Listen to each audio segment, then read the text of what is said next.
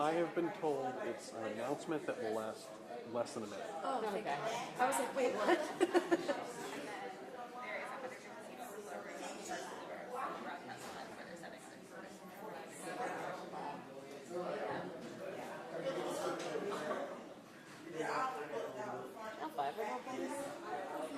I just see, I'm assuming it's Chris. Because he covered it. yeah, I just see this one. Maybe Marissa. Maybe, I don't know. Yeah, maybe, but weird.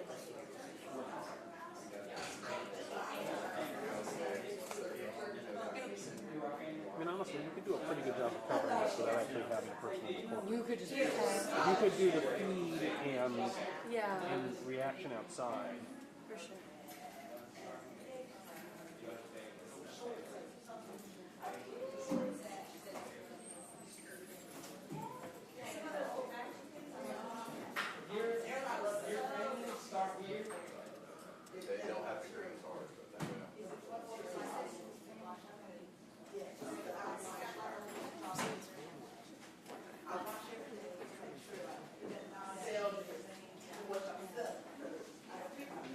You would run the risk of other families saying,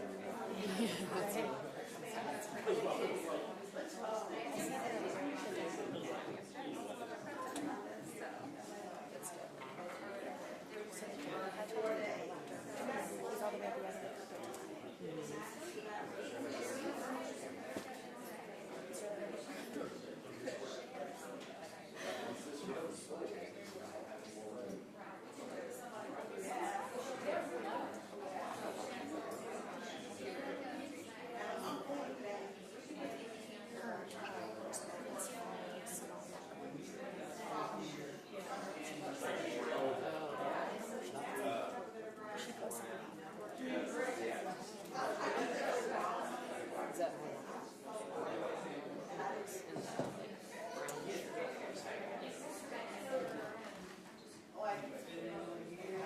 We're live view 8, right?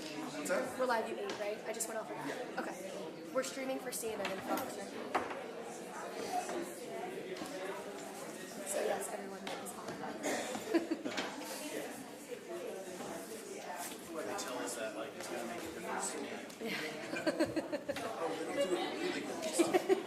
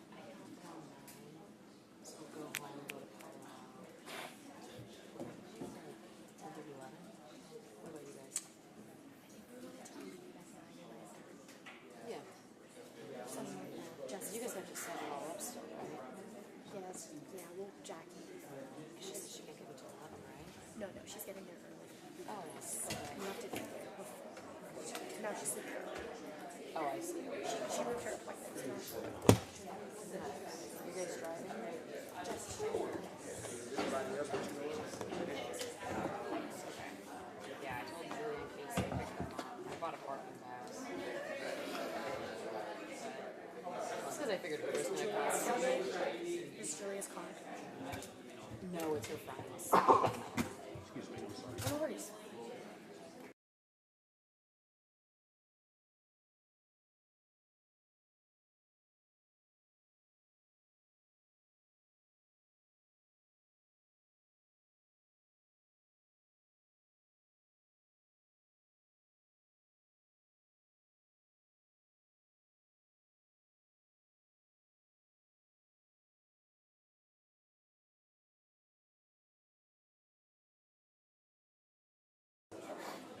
Hey man, let the note that we're going to lose picture for just a minute.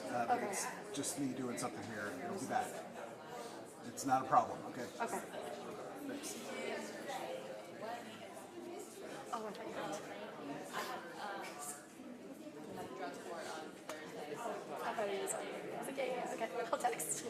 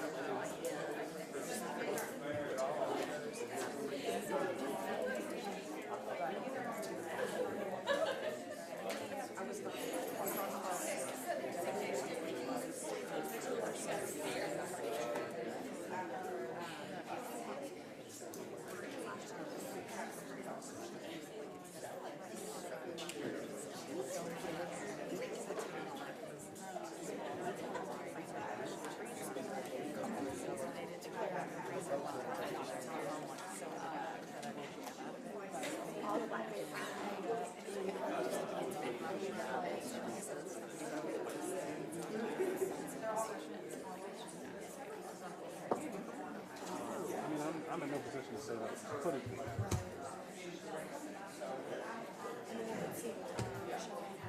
I just presume there was only one member of Murphy's family who testified, and I just presumed it would be her and him.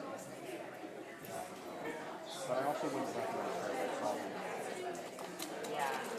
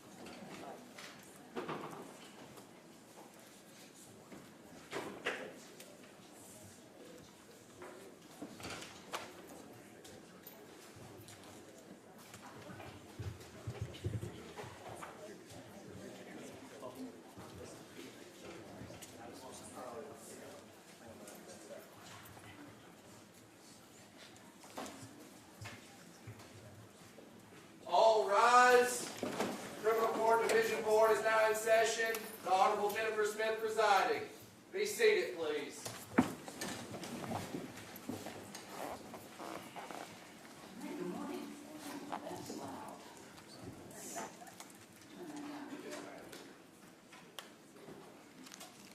Got a couple of things on the docket this morning, so we're going to take care of a quick matter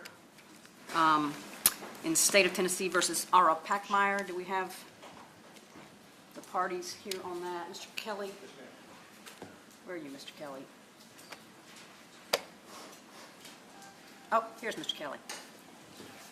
We have General Yarbrough.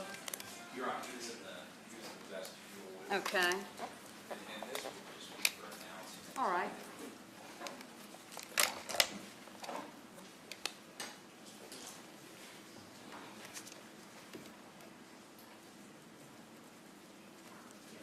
All right, go ahead with the announcement, Mr. Kelly. Yes, Your Honor, thank you. We were previously reported and entered a plea of guilty to one count of DUI section.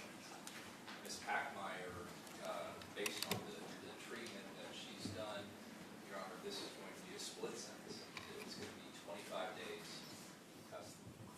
The remainder of that sentence has already been taken care of via treatment and outpatient treatment. And there's going to be continuing treatment throughout the course of her probation. Okay. I'm not sure how Your Honor wants her to report. Do you want to set a court date certain within the next 30 days for her to just appear? We can do that, and that's usually the easiest way to do it. We'll just set it. Let's see. This is the 13th. Mr. Kelly, do you have a preference within the next 30 days for a report day? Yes, as close to the 30 days as possible. Okay. Why don't we set it for June the 10th? That's a Friday. That's fine. Ms. Packmeyer, if you will report here at 9 o'clock, and you'll be on the docket. We'll call your name, and when your name is called, you can just step back in the back and get you processed.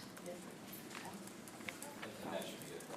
Okay, and you're going to meet with Ms. Christian? Yes, ma'am. Okay, all right. All right, we'll see you back here, Ms. Packmeyer, on June the 10th. Thank you. All right, thank you.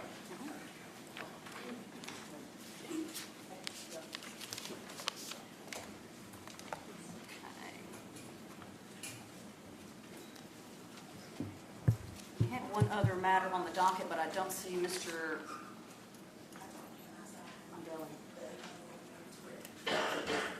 Okay, all right, so we'll get some information on Mr. Wright at noon. So that leaves State of Tennessee versus RaDonda Vaught. We're here in that matter for a sentencing hearing. Is the state ready on that? State is ready, Your Honor. Okay, is the defense ready, Mr. Trias? Yes, Your Honor. Good morning. All right, good morning. Okay, get mine.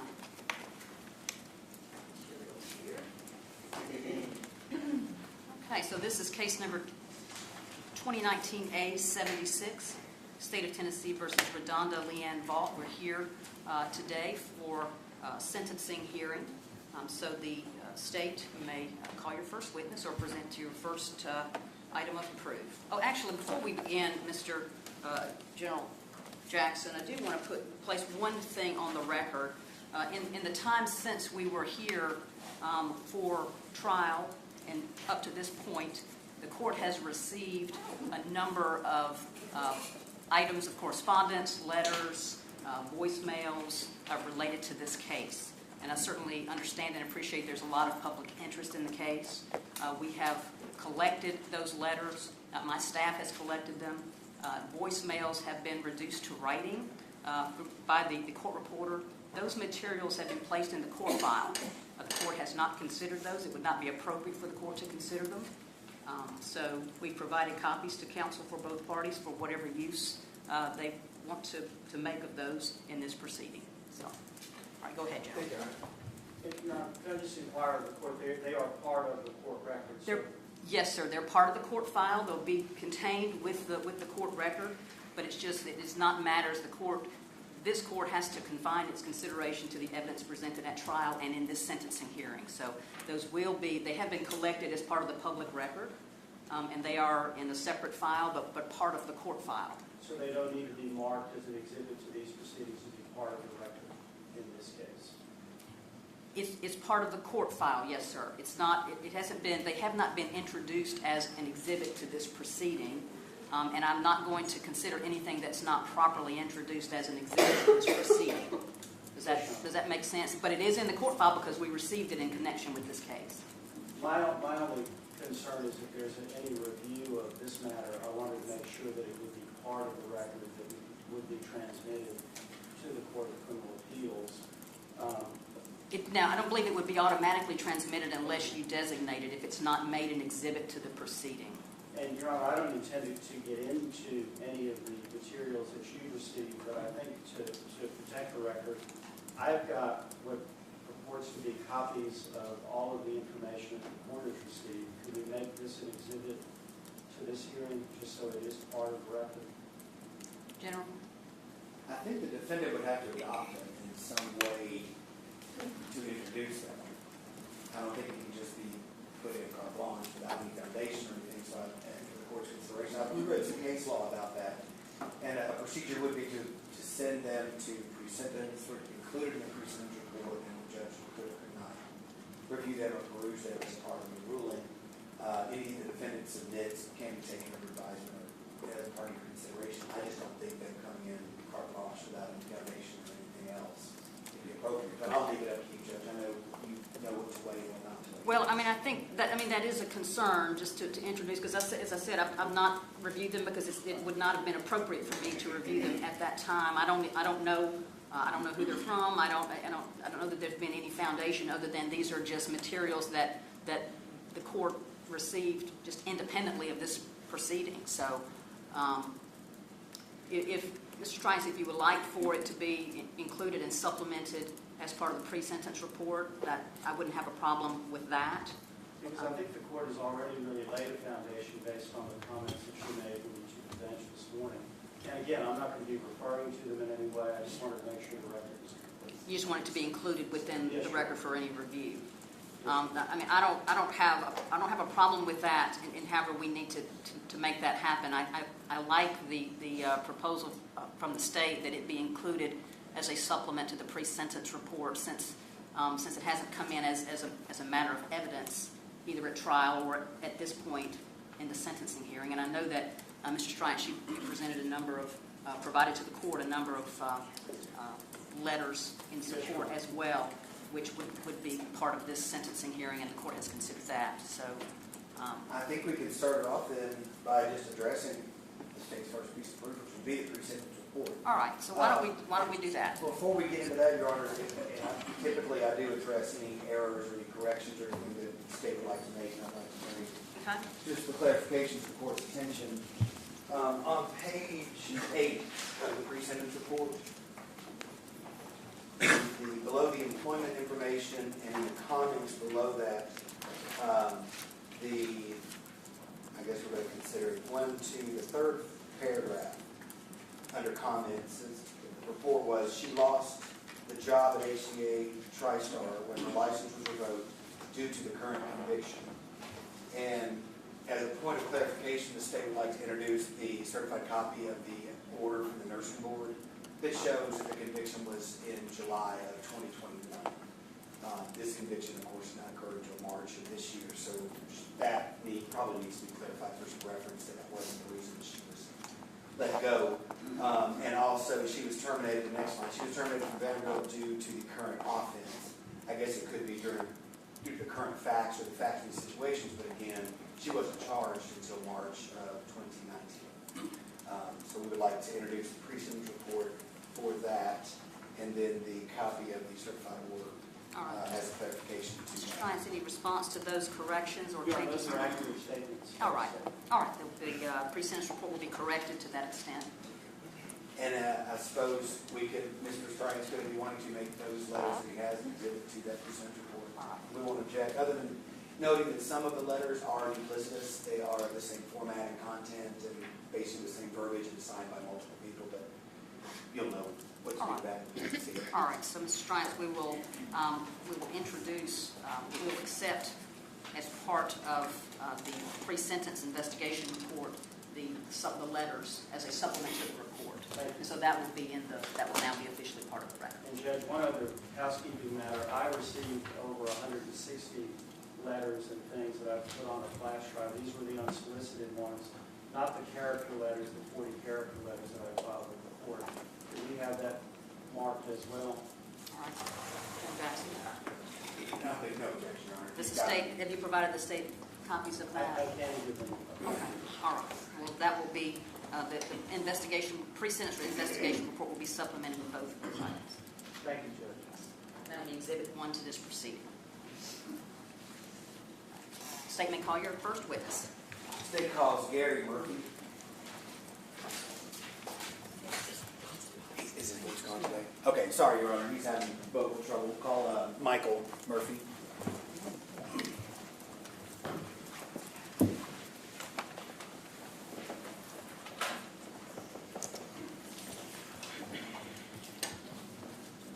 Stand here and raise your right hand. Do you swear or affirm that the testimony you're about to give will be the truth, so help you God?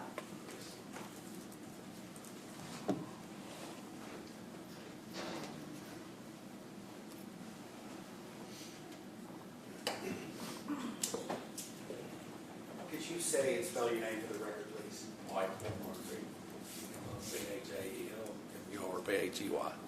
Just ask you to speak up, kind of project a little bit. Those microphones pick up just a little bit, or you can move it closer to yourself if you need to. So, Mr. Murphy, how are you related to the late Charlie Murphy? That was my mother. And how many siblings do you have? One. All right, and who was your sibling? Gary. All right. Do you wish to tell the court how the loss of your mother and everything that has transpired since December 26, 2017 has affected you and your family? Yes, sir. It's really played a big toll on me.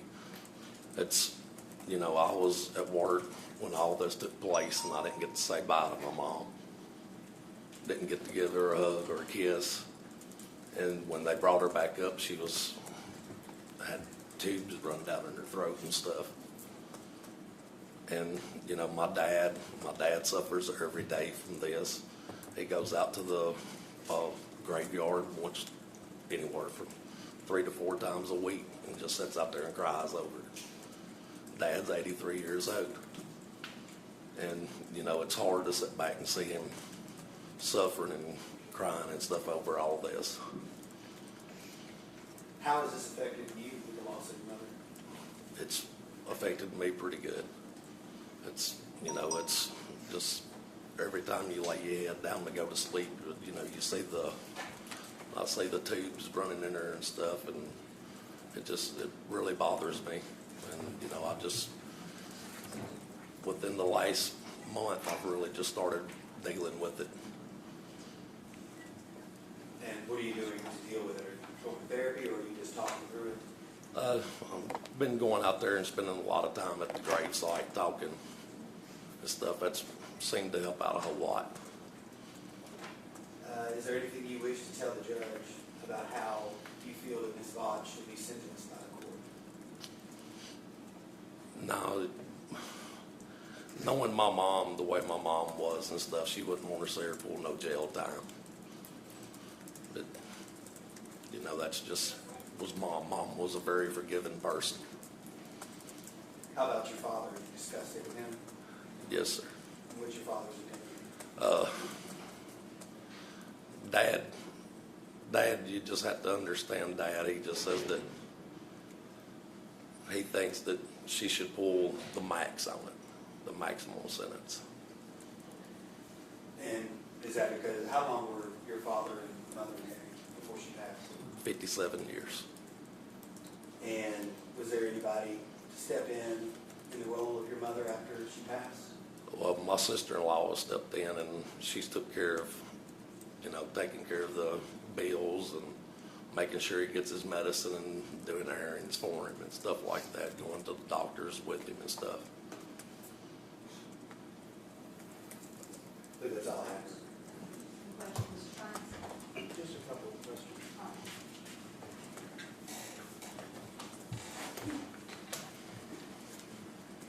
Good morning, Mr. Murphy. Morning. My name is Peter Triance. I'm a Nashville lawyer representing RaDonda Vaught, and I'm so sorry for the loss of your mother.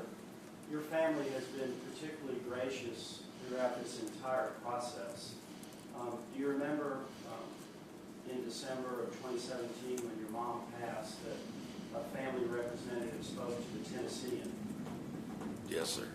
and was very gracious in the family's comments at that point in time? Yes, sir. Do you remember what was reported by the Tennessean about the feelings of your family back then? No, sir, I sure don't. It's sort of what you told the court early in your testimony today. Do you remember a family representative saying that mother would forgive the nurse alleged to be responsible for Yes, sir. death? Yes, sir. Was that an accurate statement? Yes, sir. And that your mother would be very upset knowing that this lady may spend some of her life in prison? Yes, sir.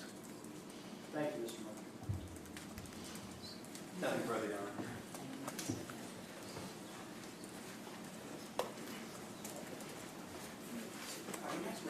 Rhonda Murphy.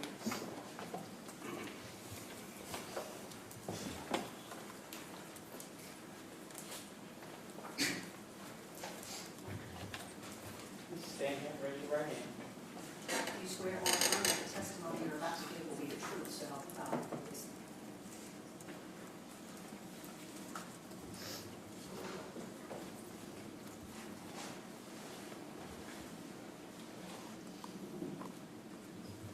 Can you say and spell your name for the record, please? Rhonda Murphy, RHONDA MURPHEY. And how are you related to the late John Murphy? I'm her daughter-in-law. And can you tell the court how the loss of Ms. Murphy has affected you and your family? I'm with my father-in-law quite a bit. I try to take my mother-in-law's place and doing things for him, and just watching the hurt that everybody's gone through. It's like my father-in-law said, it would be a whole lot easier to be able to deal with this if it was natural. But with, you know, to add on to what my brother-in-law said, I've talked in great lengths with my father-in-law about this whole situation. And he doesn't want to see RaDonda go away for jail for many years. He really doesn't want that. But he does feel like that her life was taken, you know, and it's just hard for him to deal with it. And then I watch my husband suffer. I watch my brother-in-law suffer. And it does take a toll on you. It'll break you down if you're not careful. I've had to ask God for strength many days. And just the hurt that everybody's gone through. I mean, it's sad all the way around for everybody. I mean, not only my family, but hers also. You know, it's just hard. I stop and I try to think to myself, and you try to find forgiveness. And you just wonder, like, how many mistakes do you have to make before it becomes a choice? And I can't seem to find the answer to that. But just the hurt that I watch my family go through is horrible. It's absolutely horrible. And I try to be strong for them, but at times it's hard. And do you have children? Yes, sir. How many children do you have? I have 2. And how old were they when Charlie passed? It was 4 years ago. 33 and 34, 34 and 32. And you've also got grandchildren? Yes, sir, I have 4. But she never got to see her last one.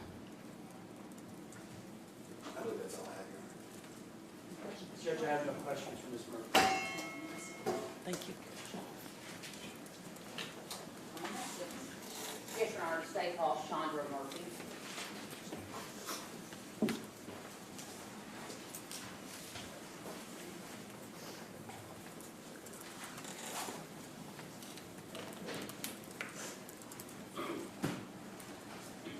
Stand and raise your right hand. You swear or affirm that the testimony you're about to give will be the truth, so help you God.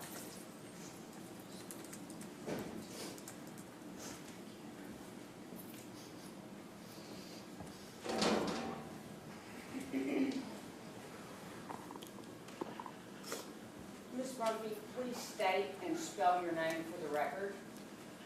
Chandra Murphy. CHANDRA MURPHEY. Ms. Murphy, I know you testified at the trial, and you were present during the trial. And now it's your opportunity to tell the judge how the loss of your mother-in-law has impacted you. Well, it's impacted me because it's played a big role on our family, my marriage. We just feel that my mother-in-law got lost in all this, that it wasn't really about her. We've been harassed by Channel 5 News, knocking on my door, taking pictures of my house, questioning stuff that I've done and signed, and was it legit? And we've just been harassed. I haven't had peace, nor our family's had peace in 4.5 years. And when you lose a loved one, all you want is closure. And we haven't had that. This has been ongoing for 4.5 years. And it's just been sickening to us.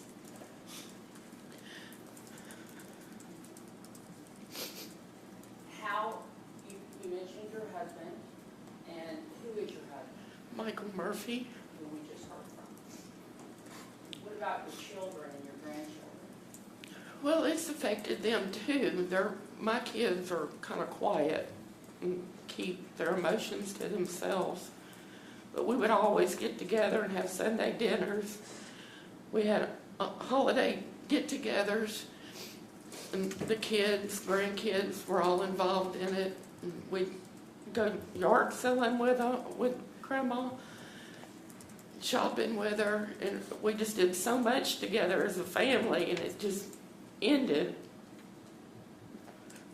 in a split second for us. I mean, it's like I stated last time, we still got her Christmas presents in our attic wrapped. And it's very hurtful when we have to get up there and look at that. But we just want peace and closure. As far as sentencing, what would you like to tell the judge about how you think the defendant should be sentenced? Well, speaking on behalf of my father-in-law, because we deal with him quite often, and he cries every day. We talk to him on the phone. He goes to talking about it. And it hurts us to see him hurt so bad, and he has stated that he wanted her to have the max. But on our behalf, we forgive her.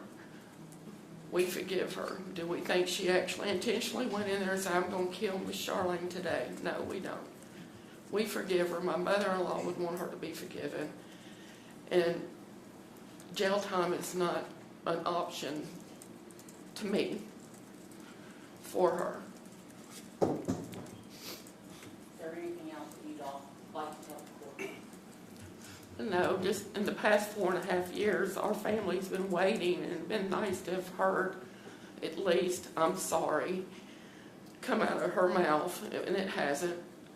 But deep down, we're sure she is sorry, but it would have been nice to at least hear I'm sorry with all the media and stuff being said to them, and never once, was it sympathized for, I'm sorry,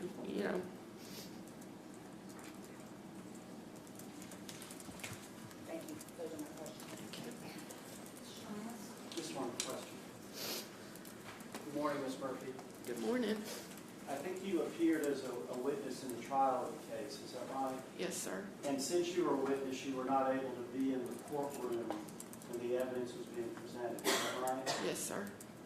Were you ever able to hear the 2-hour or so interview that RaDonda Vaught had given to Special Agent Ramona Smith with the TBI? I've heard bits and pieces, not the whole thing. In the bits and pieces that you heard, did you hear RaDonda Vaught being very emotional and regretful and remorseful for her mistake? I heard bits and pieces of it, but her talking to the TBI has nothing with standing on the media in front of the News Channel 5 and not saying it to the public and everybody for an apology to the family. I understand. Thank you.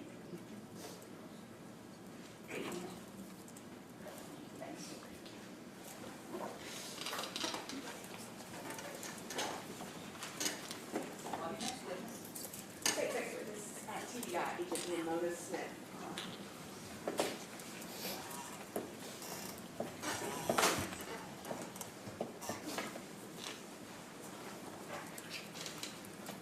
You're going to affirm your testimony about the truth, so help you God.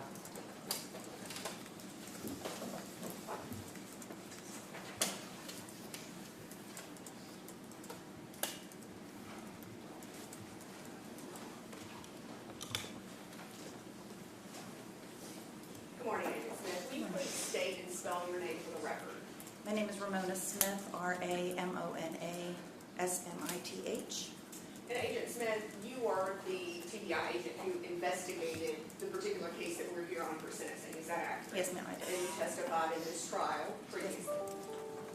Now, this court has heard all of the testimony since Your Honor presided over the proceedings. So I want to specifically talk about a separate incident with respect to Ms. Vaught. So I want to direct your attention to August of 2020. Do you recall an incident that you were notified about involving the defendant today, RaDonda Vaught? Yes, ma'am, I do. Okay. And can you tell the court a little bit about how you became involved with that? Our general counsel contacted me, Jean Broadwell, contacted me regarding a matter to see if RaDonda Vaught was still under indictment or if that situation had been resolved.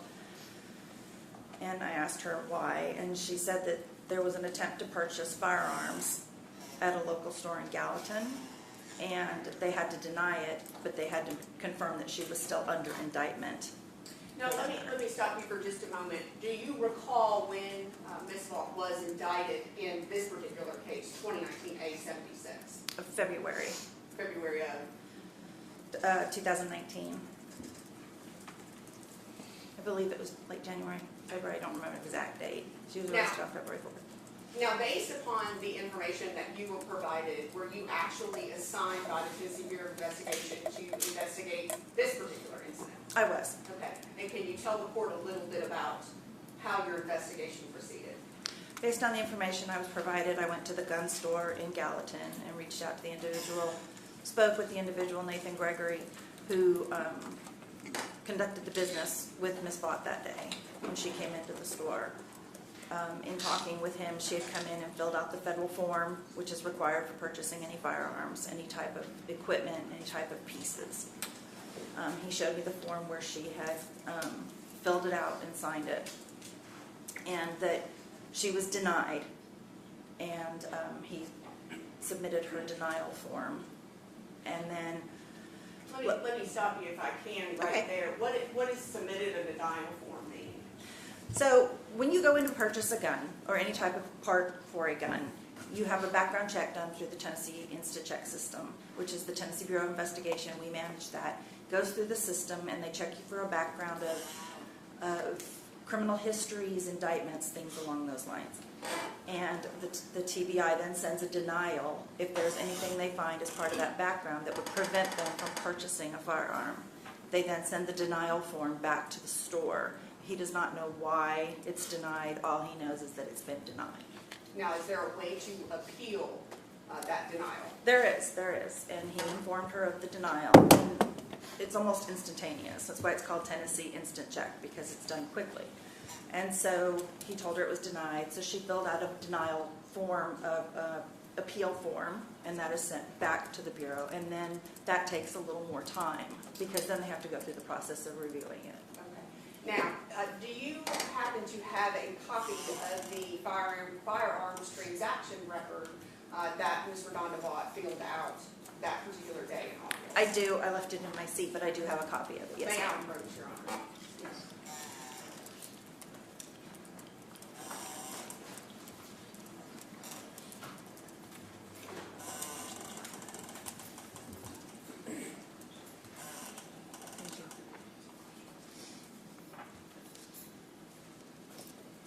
Agent Smith, I want to direct your attention to number 11 on page 1 of 6.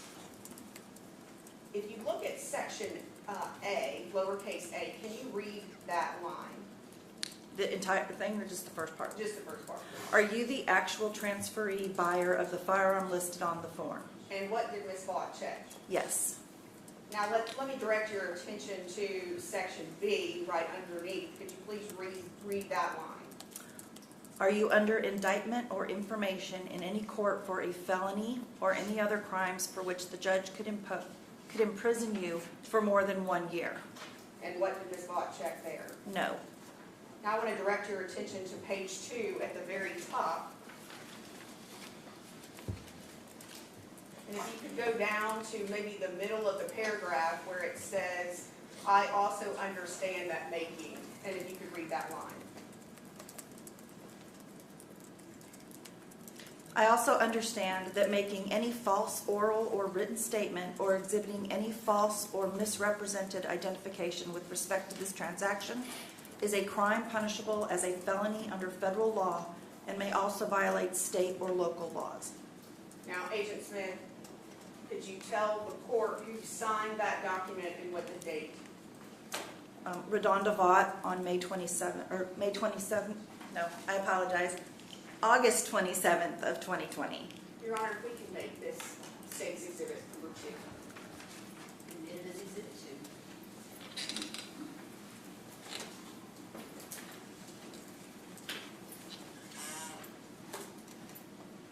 2. Now, Agent Smith, based upon your investigation into this particular matter, was Ms. Vaught charged? Yes, she was. May I approach, Your Honor?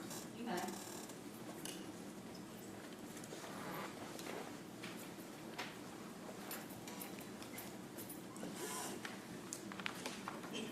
Agent Smith, do you recognize that document? I do. Okay, what is that? It's an affidavit of complaint for taking out a warrant for the arrest of an individual. Okay, and what warrant? Whose name is listed on that warrant? RaDonda Vaught, Okay, and in what county was that? Sumner. Okay, and what was Ms. Vaught charged with at that time? She was charged, let me read through here.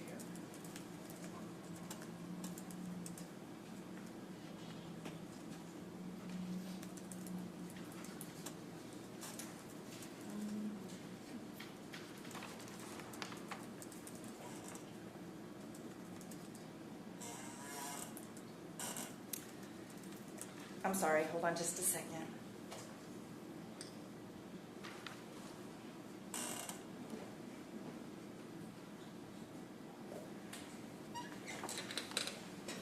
Perjury, I apologize. A perjury of TCA 3916-702. Your Honor, that, I believe, is a certified copy. If we can admit that as the state's next exhibit. You admitted as exhibit 3. Now, Agent Smith, upon following up, did you have the opportunity to speak with the owner of the Blue Line gun store? Okay. Yes. And what did he tell you about his interaction with Ms. Vaught that day? Well, she came in, filled out the form, did the appeal, and then left. And then later that afternoon, she called in and said to him, oh, I think I have this court thing going on in Davidson County. That may be why they declined it, or they denied it. This court thing? Mm-hmm. Yes, ma'am.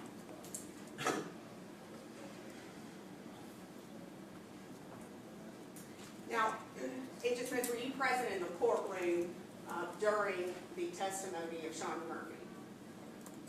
Today? Today, yes. And did you hear Mr. Stryant ask Ms. Murphy a question about Ms. Vaught being remorseful in her interview with you? I did. Okay.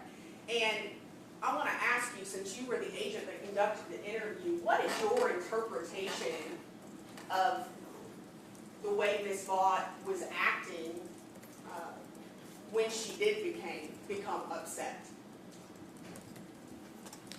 In the course of an interview with an individual, you develop rapport with that individual. It means you have to empathize with them at times in their situation and what they've done and help them to understand that to get that off your chest is soul saving, if you will.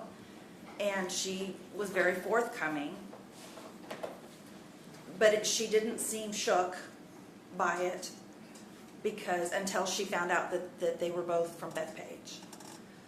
Her remorse during the case was of the attitude, in my opinion, as an investigator, that she felt by telling the truth it would all go away and that she should be rewarded for being honest. And I appreciate honesty. Honesty is an amazing thing. I don't find a lot of it in my line of work. But it doesn't take away accountability. And I don't think that she feels she should be accountable. She feels someone else should be accountable. I think she was remorseful more for the fact that she knew this was going to go badly in the criminal aspect, in the sense that it wasn't just administrative anymore. It became a criminal issue. And anytime anyone is charged with a criminal issue, they do tend to panic internally. That's just what they do, because they know there's a potential for jail time and no one wants their freedoms taken away. I want to direct your attention. Were you present every day or most of the time when you could be in the courtroom for the trial in this matter? I was. And were you present after final arguments in this case? I was. Your Honor, at this time, we would like to play a snippet of an interview, and then I'll certainly ask Agent Smith, who is identified within that.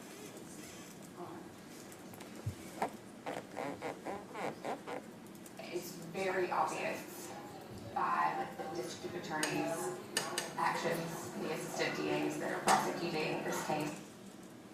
Agent Smith, do you know who is giving an interview in this case? That is Ms. Vaught. Okay, and you see Ms. Vaught in the courtroom today? I do.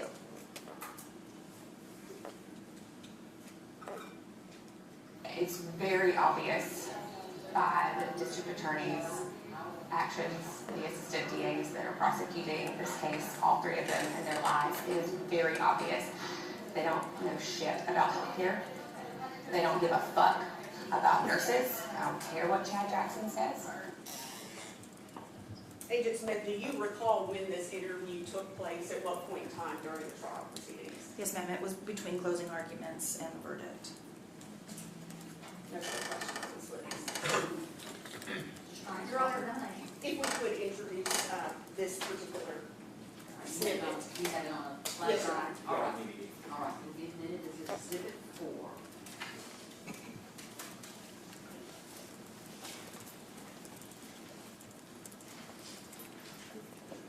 Good morning, Special Agent Smith. Good morning. I'd like to talk about the Blue Line gun store incident first. TBI was the lead investigative agency on the Charlene Murphy case, is that right? Yes, sir. And I think you arrested RaDonda Vaught on the indictment, on the arrest warrant that was issued as a result of the indictment, on February the 4th of 2019, is that right? Yes, sir. And I believe the event at the Blue Line gun store happened on August the 20th of 2020, is that right? It was August 27th of 2020, yes, sir. And then about a year later, August 18th of 2021, is when the General Sessions warrant was issued in Sumner County, is that right? Yes, sir. One of your colleagues went up to Sumner County and secured that arrest warrant, is that right? Yes, sir. So there was an entire year between the event and a decision by TBI to seek charges in this case, is that right, or in the Sumner County case? It takes time to develop and investigate a case, yes, sir. Okay. Did you investigate the case, or did your colleague, Colleen Dean? I investigated this case. Okay. And you said that you interviewed a young man that worked at Blue Line gun store, is that right? Yes, sir. Was that Randy Gregory? Nathan Gregory. Nathan Gregory. Yes, sir. And I think you were asked a question about interviewing the owner of the gun store. You didn't really interview the owner, you interviewed Nathan Gregory, is that right? I interviewed Nathan Gregory. I did discuss it with the owner who was there. He's Nathan Gregory's father. And I'm sure the owner told you it's a father-son ownership of that gun store, is that right? Yes, sir. And I'm sure he shared with you that RaDonda Vaught and her husband were regular customers at the gun store, is that right? Yes, sir. And I think they had at least a 3-year relationship when this came up. I don't know that. No, sir. When you interviewed Nathan Gregory, did he tell you that it was pretty common for that incident check to come back denied. I don't know about common. I know it does happen, yes. And I think he told you, consistent with your testimony, that later that same day, maybe within hours of the event, Ms. Vaught called the gun store and said, I think I know why that may have happened. Yes. Is that right? Yes. Now, do you have State's Exhibit number 2 in front of you? No, sir, I do not. Could you give me a copy?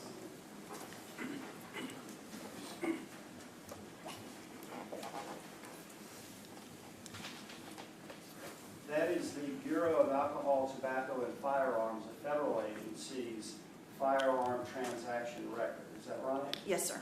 And these alleged false statements on a ATF 4473 form are typically investigated by the Bureau of Alcohol, Tobacco, and Firearms. Is that right? We can work in conjunction with them, yes, sir. And how many of these ATF 4473 cases have you personally investigated before this one? This was my first. Now, you were shown State's Exhibit 2, and according to the Sumner County affidavit in support of the warrant, you're focused on question B, is that right? Yes, sir. And I think it's 11B for the record, is that right? Yes, sir. And let me read this, and you tell me if I'm reading it correctly. Are you, and the you would be the person who's seeking eligibility to purchase a firearm, is that right? Correct.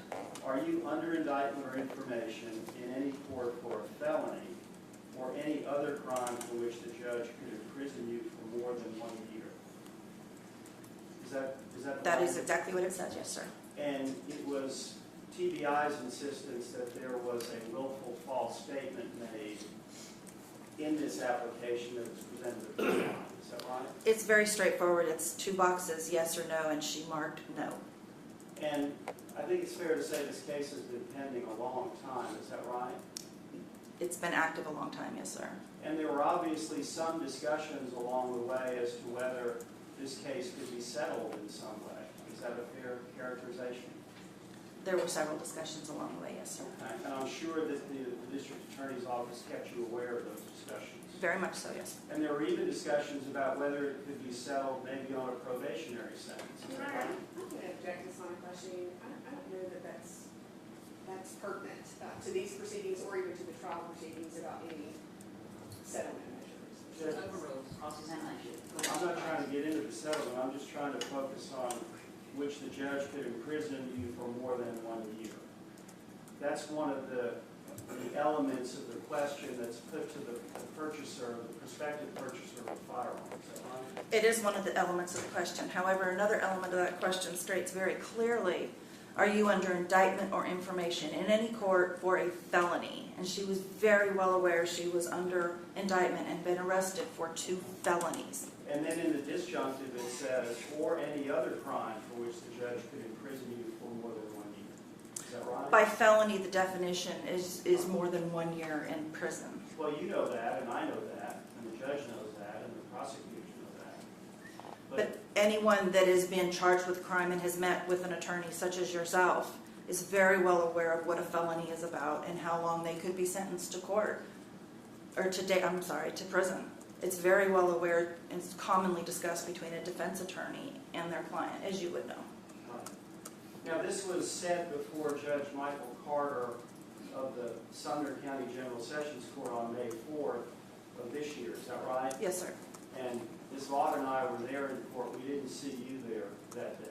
May 4th, I was not there. I had other obligations, yes, sir. So did you have an opportunity to talk to District Attorney General Ray Whitley or the assistant that was covering the case that day? I have spoken with General Boyano, yes, sir.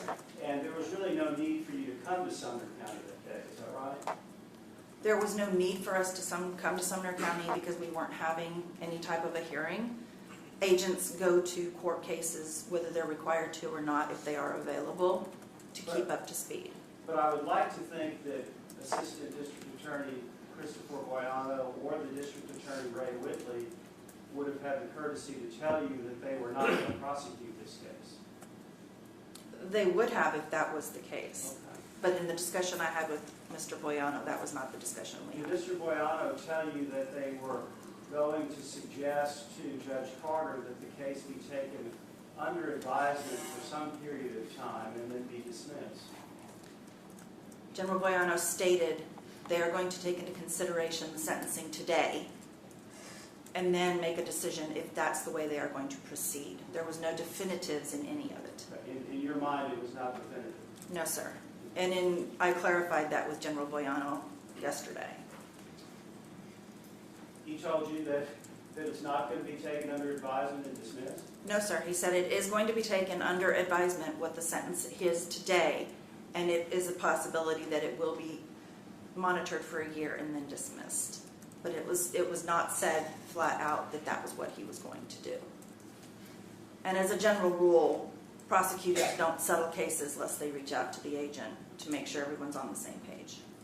Well, did you have a discussion with them before May the 4th? I've spoken with him several times. Because you didn't appear on May the 4th, because there was nothing that was going to happen that day. There was, like I said, I had other commitments that day. You talked about your interview of RaDonda Vaught, and that's, so it's clear for the record, it's the interview that was played to the trial jury in this case, is that right? Yes, sir. And by my recollection, it was about 2 hours or so. It was. And it was a very emotional interview for RaDonda Vaught, was it not? Depends on how you define very emotional. I didn't find she was very emotional. I could tell it was trying on her, but she was not what I would consider remorsefully. But you will concede that she was extremely transparent in what she was telling you about the events of this medication error, will you not? Yes. In fact, she truthfully disclosed to you how distracted she was that day and other things that were going on that sort of deflected her attention from things that she should have been doing. Oh, yes. She admitted that she was distracted multiple times over and over and over. And frankly, those candid admissions to you really made out all the elements of the lesser included offense that the jury convicted her of. Is that right? Candid admissions? What do you mean by that?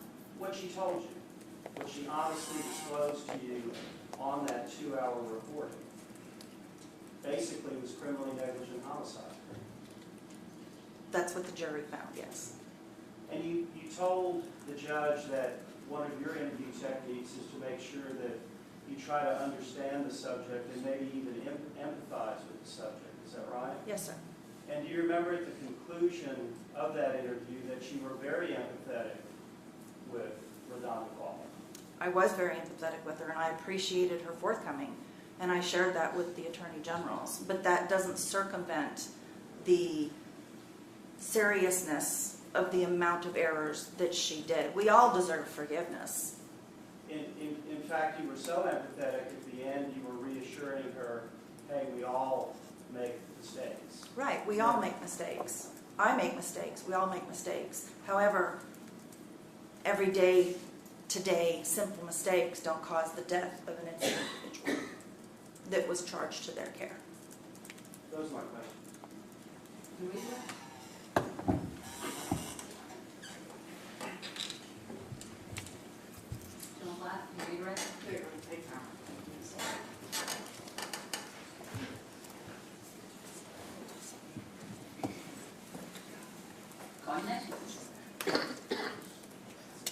That would say.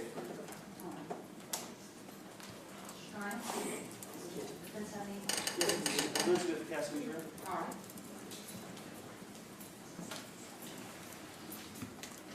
Judge, just so I can be sure, no one has invoked the rule today. Is that right? That's right. Please stand and raise your right hand. You swear or affirm that the testimony you're about to give will be the truth, so help you God.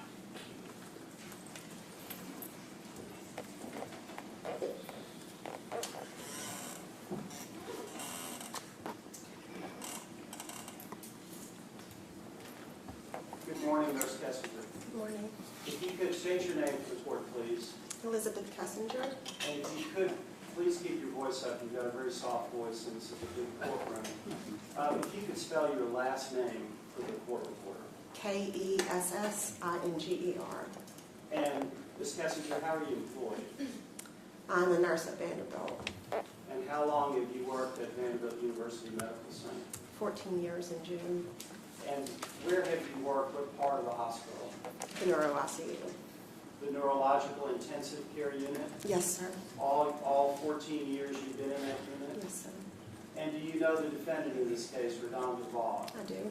And if you would, tell the judge how you came to know RaDonda. I was a nurse there, obviously, when she was hired, and I was her preceptor after she was hired, and then her co-worker after that. And just so it's clear for the record, it came up at the trial, what is a preceptor?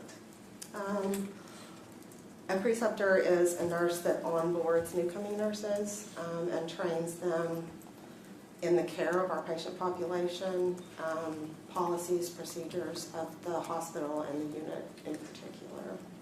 And did you serve in the role as a preceptor for RaDonda Vaught? I did.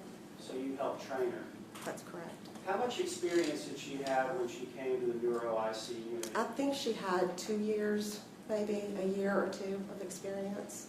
While you were training her, what sort of impression did you have of her ability to learn the new position at the neuro IC unit? I think the main impression was how motivated she was.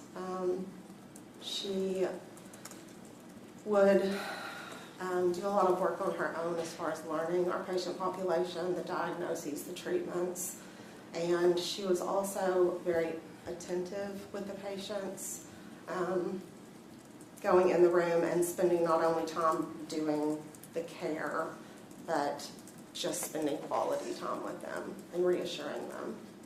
And I believe you worked with RaDonda between 2015 and 2017. Yes. Is that right? Yes. How would you describe RaDonda Vaught as a person?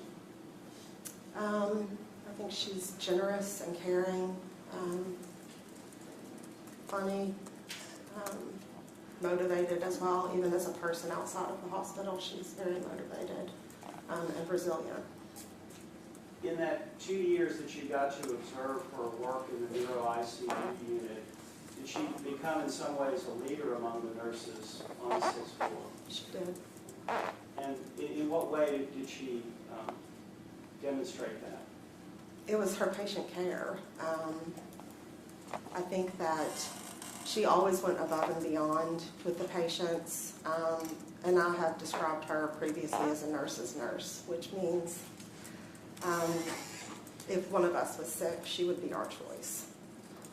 I think it's safe to say that in the neuro ICU unit, you have some very challenging patients. And describe for the record the type of patients that the neuro ICU nurses deal with on a daily basis. It depends on which area you're working in. I think it was talked about previously that we have an ICU portion of the unit, and then we have a step-down portion as well. The ICU are very high acuity patients with lots of comorbidities typically. And let me stop you right there. When you say high acuity patients, what does that mean? That means that as far as their illness and injury, there are multiple things that are going wrong. It's not just their neurologic injury that affects other systems of the body. So if there is a neurologic injury, that can affect their airway. It can affect other systems in the body. So. And you mentioned comorbidities. What are comorbidities? They are illnesses that patients have in addition to the injury that brought them into the hospital, which can obviously complicate the picture. Can you tell the court a little bit about the culture of the intensive care unit, particularly the neurological intensive care unit? It's very fast-paced most days. There are just a lot of things going on at any given time. You're not just taking care of your patient. It's kind of a community. We help each other because some of the patients are so sick that it takes a team.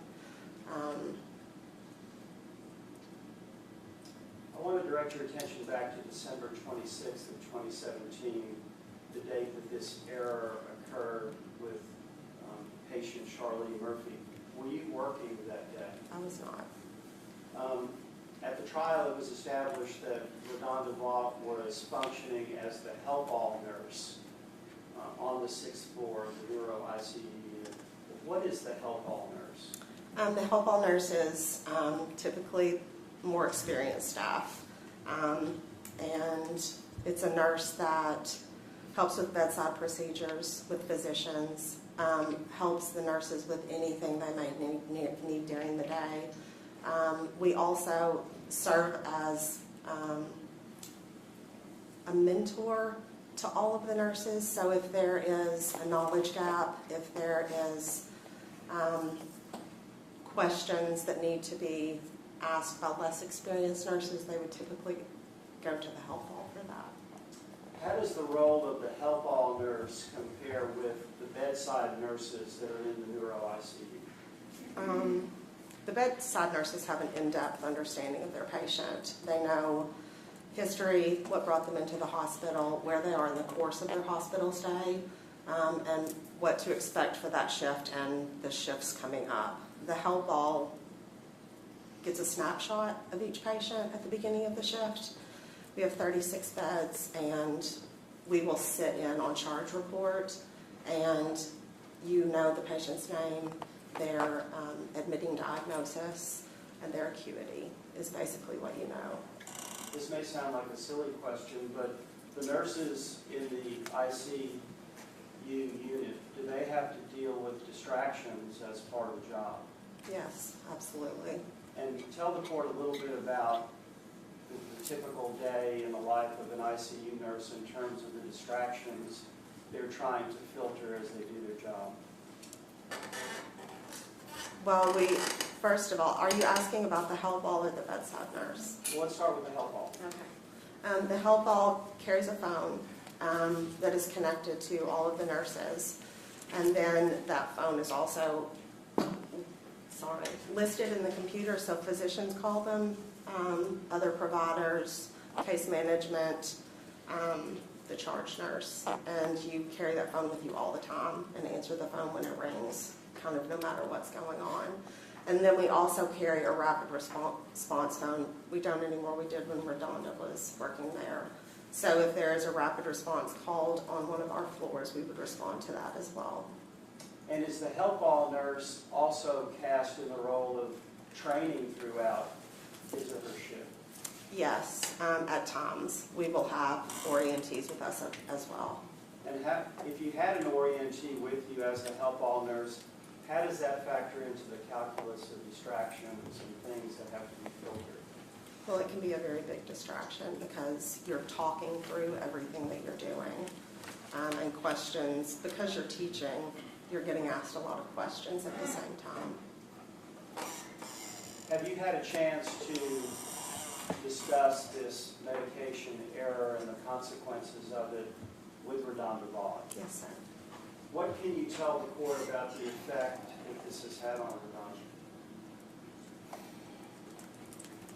I mean, I think for a significant period of time it broke her. I'm sorry, can you say that again? I think for a significant period of time it broke her. It broke her heart. And her heart is still broken in many ways. There's been talk that, you know, she is resilient and she has built a farm, but she still has a broken heart. Has she expressed to you how she feels about Charlie Murphy and the loss that the Murphy family has endured? She's devastated and has been ever since. And she has said that she'll never get over it, and she knows that the family has suffered a terrible loss, and she understands what led to that loss. We are going to be asking the court to consider alternative forms of punishment, specifically probation. If the judge saw fit to place RaDonda Vaught on probation, there would be numerous conditions that she would have to abide by. You've known RaDonda for how long at this point? 6 years. Knowing her the way that you know her, do you think that she could abide by all the conditions of probation? Yes, I do. Those are my questions.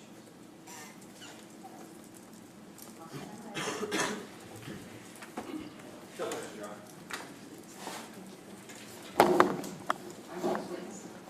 Call Kelly.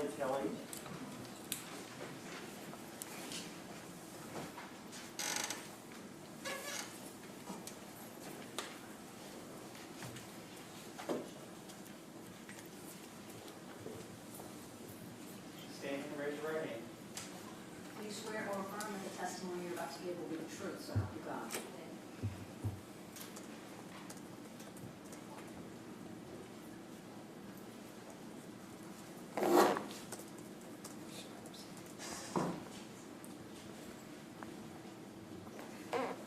Good morning, Ms. Kelly. Good morning. If you could state your name for the court, please. Kelly. And you're going to need to spell both your first and your last name. First name Kelley. Last name Kelley. And where do you live, Ms. Kelly? I live in Andalusia, Alabama. And do you know RaDonda Vaught? I do. And explain to Judge Smith how you know RaDonda. RaDonda and I went to grade school together, so I have known RaDonda for many years. Over 26 years. And have you remained in contact with RaDonda over those 26 years? Absolutely. Now, obviously RaDonda was born in Andalusia, Alabama? I don't know where she was born. I know she was raised. She may have been born in the Panhandle, but lived in Andalusia. Yeah. Yes. And you all went to school together. We did. How would you describe your relationship with RaDonda? RaDonda's like a sister to me, so very close, like family. And I believe you have children, is that right? I do. I have two children. And does RaDonda have a relationship with your children? Of course she does. She doesn't have children of her own, but she's like a little mom of mine. Describe for Judge Smith the RaDonda Vaught that you have known over the past almost 30 years. RaDonda and I have known each other for, I'm so sorry if I,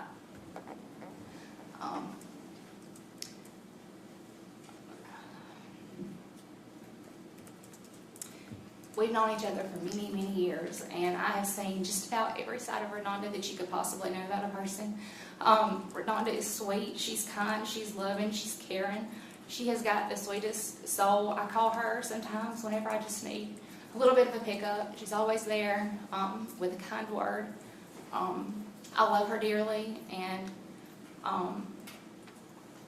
I just appreciate her always being there for me. There came a point in time when RaDonda told you that she wanted to be a nurse, is that right? Yes. What was your reaction when you heard that RaDonda wanted to be a nurse and wanted to go to nursing school? RaDonda, she'll be great at whatever she does. So when she said that, there wasn't a doubt in my mind that she would be so caring and loving, and she would give her patients the best care like she would if it was her own family. I mean, she's just so giving, and she doesn't ask for anything in return. She's just a giving person, and I knew that she would treat her patients in that same manner. And did she possess those caring and loving and giving traits even before she went to nursing school? Oh, yes, she's been like that since we were little. You're probably her closest friend, is that right? We've always been really close. Yes. And I assume she spoke to you after this event at the Vanderbilt University Medical Center in December of 2017. She did. And what effect has all of this had on RaDonda in your estimation? If tears were words, there would be many. We cried together a lot over this. Sometimes less words are more. We don't have to talk a whole lot about it. I know how she feels. I know the person that she is inside, and so there's no question as to whether or not she's broken about everything that's happened. There's no question about that. I think I know I don't really have to talk to her in depth about every little thing that happened because I don't really know all of that. I do not have a nursing background, so I don't know all the help stuff. But personally, I know that she's dealt with this very hard. You know that she's lost her nursing license I do. and will never practice as a nurse again. What kind of work is she doing now? She owns a farm. And do you know roughly how long she and her husband have owned that farm? Oh, it's been 6 years, 7. I don't really know the exact date, but it's been a while. You visited the farm before, is that right? We have. Big operating farm, is that right? Yes, we own a farm, and so we go and get tips, take the children out. And that is her life now, is that It correct? is. You've heard me ask another witness about probation and whether that witness or you believes that RaDonda could abide by the conditions of probation. Knowing her the way that you know her, do you think that she can do that? Without a doubt. Do you think that she's got the mental discipline to follow any instructions of a probation officer or the court? Yes, I do. She'll be on the farm. Thank you. No question, Your Honor.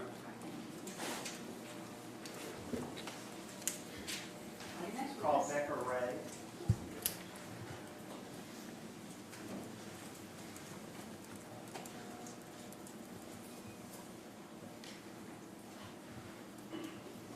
Stand here, raise your right hand. Do you swear or affirm that the testimony you're about to give will be the truth, so help you God? I do.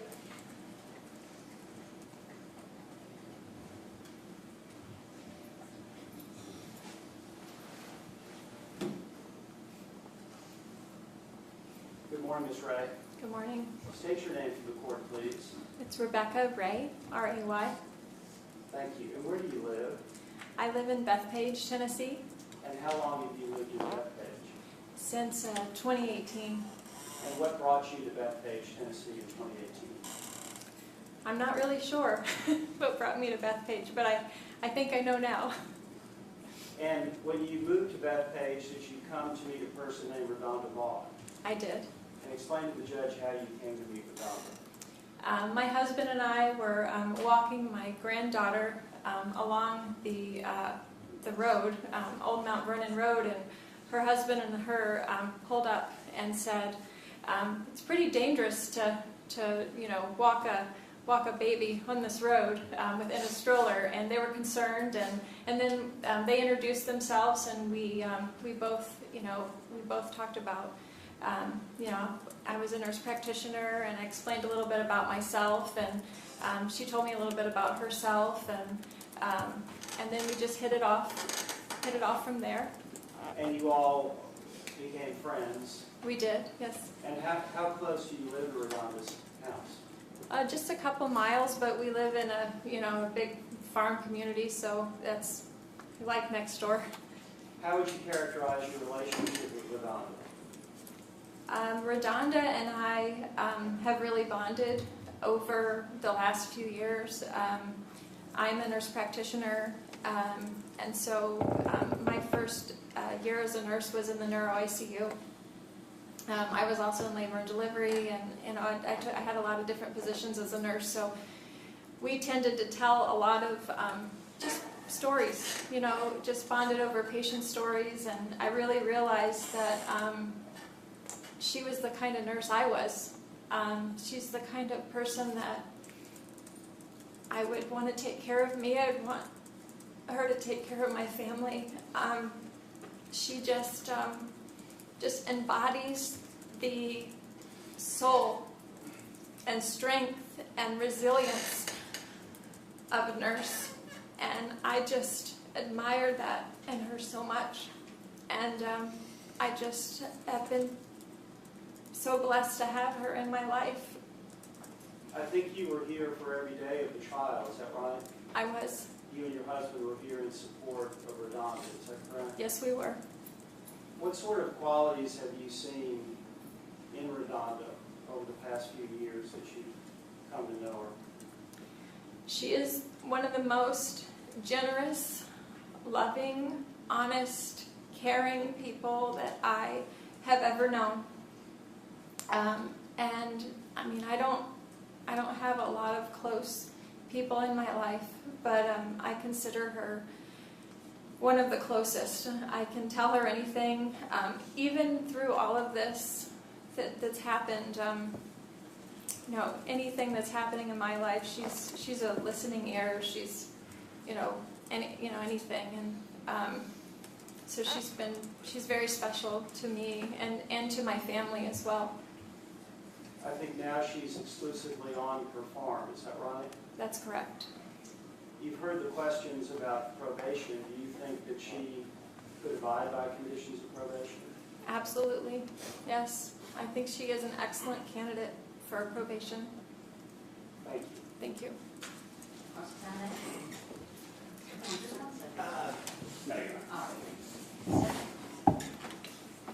I'm called Caitlin Stokes.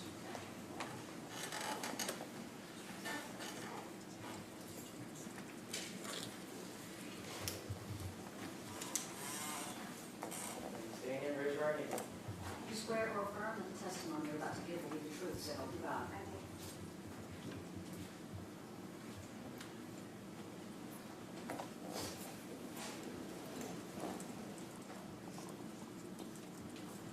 Good morning, Ms. Stokes. Good morning.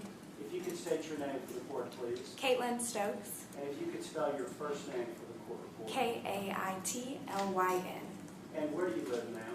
I live in Bowling Green, Kentucky. And how are you currently employed? I'm a nurse practitioner with Commonwealth Health Corporation in Bowling Green, Kentucky. And do you know RaDonda Vaught? Yes. And explain to Judge Smith how you know RaDonda. I went to nursing school with RaDonda, so we met in 2012. We became essentially nursing school wives, is what we like to call it, because we were best friends throughout nursing school, finished together. We both worked together at VUMC, and we've remained friends since then, and she is my daughter's godmother now.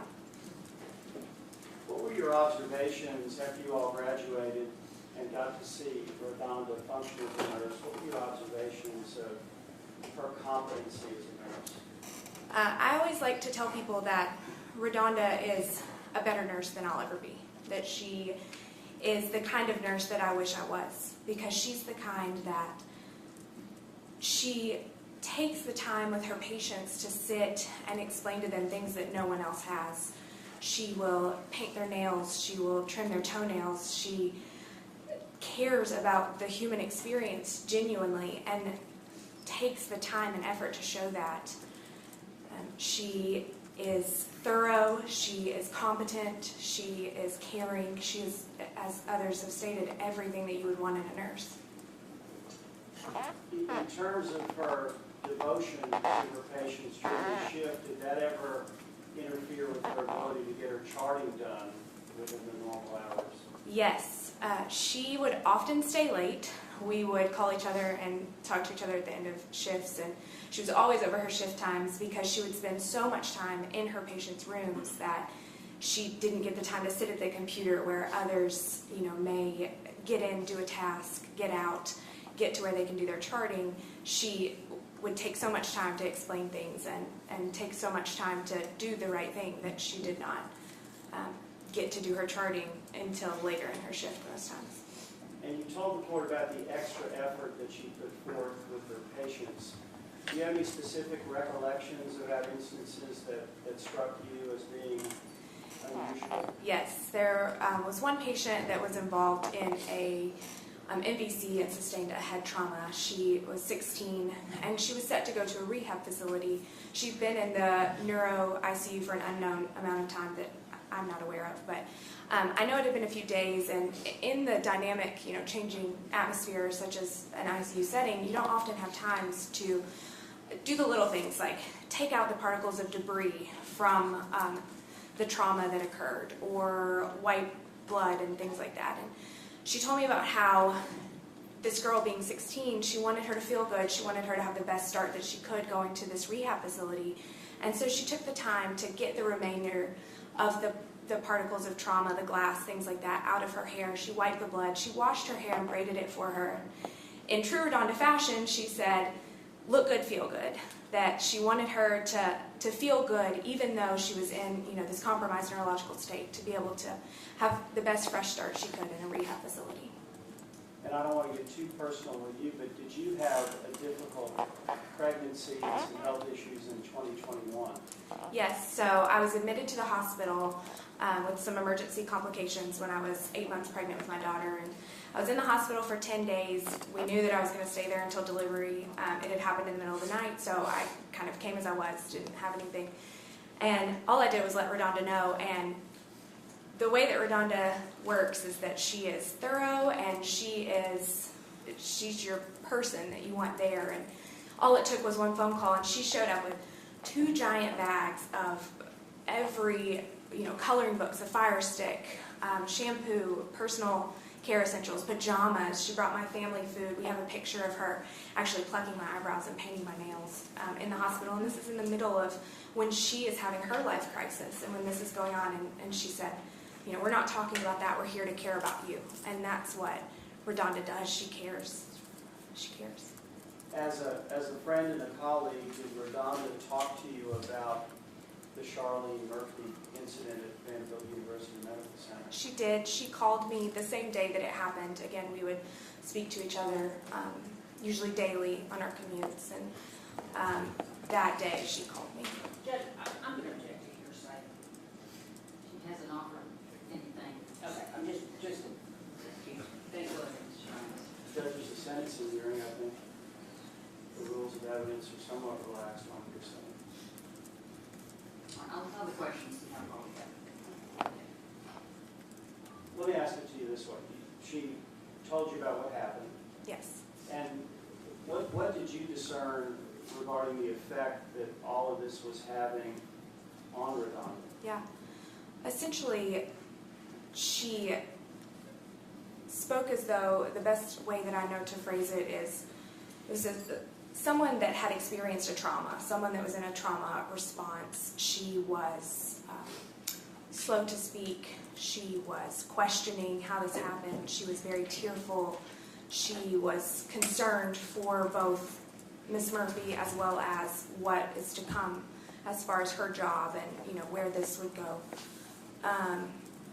I reassured her at that point and told her about a medical error that I made, a medication error that I made, and the outcome of that, and how it was a large error, and how it had a positive impact and a change of culture in the facility, and reassured her that these things happen and that she did all the right things and she did everything she could, and that we would get through this. And I think you've been a nurse for, about 10 years at this point? 7. Oh, no, just kidding. Graduated 2014, so yeah. Getting close to that. Yeah. In your experience, are medication errors pretty common among nurses? Yes, absolutely. I have had many medication errors, one of which was very large, and I'm just lucky that the patient outcome was a positive one. I know several people. I don't know anyone who has said to me, I've never made a medication error. Do all nurses report their medication errors? No.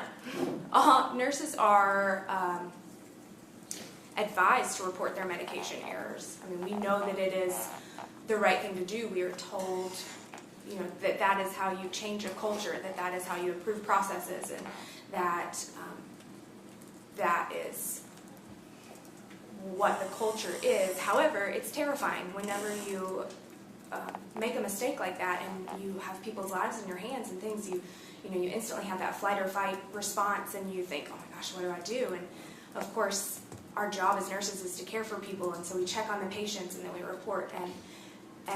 But I'm sure that there's many nurses that do not do that, especially if there's fear of retribution. Those are my questions. You You said that you had a very large medication error. Did that result in a patient death? It did not. Why did it not result in a patient death? I caught it in time, essentially. How did you catch it? I went to do the same error twice. I actually had this error. It was with insulin. So insulin is a double check medication. You have to have it checked by another nurse. I actually had it checked by 2 nurses because something seemed off. Both nurses gave me the go-ahead. And so I administered the medication. It was based on what the patient ate. So the patient ate more, and I went to redraw more insulin to give him, at which point I realized I was drawing it incorrectly. How were you drawing it incorrectly? I was drawing it in a TB syringe and not an insulin syringe. Okay. So which changed I gave the patient 10 times the amount of insulin they were supposed to have. And that's something I'm very familiar with. I've been a diabetic for 30 years. Yeah. I was 12 years old when I was diagnosed and I had insulin pump therapy. Yeah. So were you going to give the patient fast acting or slow acting or long acting? I believe it was fast acting. I was in the ER, so sliding scale is not something that we do primarily. It was a situation that I'm not super familiar with. But how did you realize there was a medication error? I looked down at the syringe and saw that it said TB written across it, where the first time I had missed it because I was distracted. And you said very kindly of you, I think, that Ms. Vaught was a better nurse than you could ever be. Mm-hmm. Did you ever commit a federal and state crime just to get a gun by lying on a federal firearms form? I don't have. Am I allowed to not comment on that? Just answer the question as asked. Can you repeat the question? Would you, Yeah. since you're comparing yourself to Ms. Vaught, Yeah. would you lie on a federal firearm form to get a gun, which qualifies as a state and federal crime? Not knowingly. That's all I have.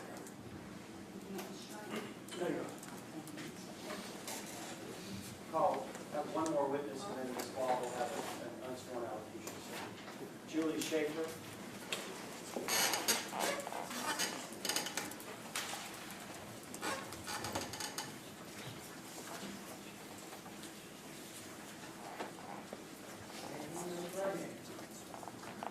Do you swear or affirm that the testimony you're about to give will be the truth, so help you God? Thank you.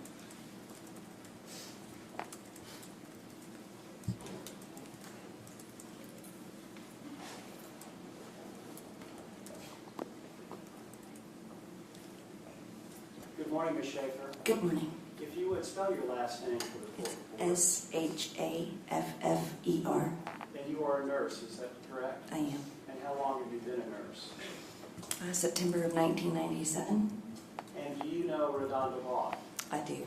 And please tell Judge Smith how you came to know RaDonda. We met in February of 2019 when she came into my department as a new employee. And how long did she work in your department? She left in December of 2019 to go into a separate division. And over the course of knowing RaDonda, did you all become friends? We did. And could you describe the type of person that you find RaDonda Vaught to be? Yeah, she, she walked into our office not knowing, really what the job that she was going to do entailed. And we weren't sure because we hadn't met her before. And what we found was that she was a very quick learner. She was a great addition to our team. She was always willing and open to learn new things with a really cheerful attitude. In the middle of what had to have been a scary circumstance because it was a brand new type of job that she'd never done before. Did there come a point in time that you and RaDonda talked about the medication error that she made while she was employed? Yeah, we never really talked great deals of specifics, but we talked a lot in generalizations about what had happened, yes. And did you form any judgment about the effect that the entire incident had on RaDonda? Oh, I know that it was very devastating for her. She always expressed regret in regretful tones whenever we were discussing what had happened. I know that the burden of what she had done weighed very heavily on her. And I think, if my math is correct, you've been a nurse about 25 years at this point. I have the gray hairs to show that, yes. Do you have any thoughts about RaDonda's conduct immediately after she realized that she had made that medication error? I know that she was very open and she was very transparent about what happened. No one had to come and ask her, you know, what happened with your patient. She was the first person to say what she did. I think in an instant like that, it shows a great strength of character to be able to say, this is a mistake that I made and I did this immediately upon it occurring, which is, I just thought that was an important aspect of her character to note. And I assume that's not a universal response of all nurses immediately. You know, I've never, you know, I hate to say it's not universal. You know, nobody has ever come up to me and said, well, I did this and I didn't tell somebody immediately. But I do know as a human nature, when you make a large error, that it's not always the first thing you want to do is take responsibility for it. I think it's probably easier to talk about it in human nature terms. We've been talking about a request that we're going to make of Judge Smith about probation. And you've been in the courtroom this morning. Do you also agree that RaDonda Vaught is the kind of person that could abide by the conditions of probation? I don't have any concerns that she wouldn't be able to. Thank you. No question, John. Thank you.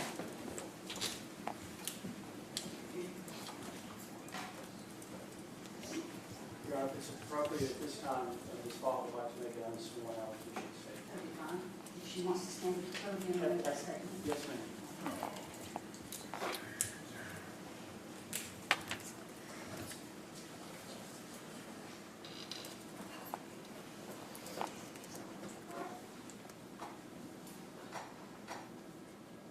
I would like to apologize to Ms. Murphy's family, first of all, and I'm sorry that you haven't heard it from me sooner. Just a real handle this, and I'm sorry that I haven't said it to you sooner. I'm so sorry for what you have lost and for what my actions have caused you to go through. Your mother, your wife, your grandmother, she did not deserve that. And I'm sorry that this very public outpouring of support for me has been something that has caused you all to continue to live this over and over. You don't deserve that. And I'm sorry. I hope that it does not come across as people forgetting about your loved one. When nurses are upset, they're upset because they want people to take care of people. And I think we're just in the middle of systems that don't understand one another. But no one has forgotten about your loved one. No one has forgotten about Ms. Murphy. And we are all horribly, horribly sorry for what happened. No one more than me, but I'm sorry that you haven't heard that from me before. And I want you to know that I will never, ever forget my role in this. And I don't know what else to say that is going to make anything any different. Saying I'm sorry doesn't seem like enough, but you deserve to hear that, and you deserve to know that I am very sorry for what happened.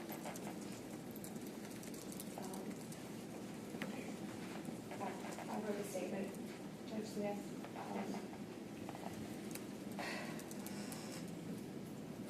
Words alone will never fully express the remorse and the sorrow for my actions and the horrific loss of Charlie Murphy's life. I am forever and will be haunted by my role in her untimely passing. Numerous times a day I think about her. I have a picture of my grandmother in my house every time I see her, I think about Miss Murphy.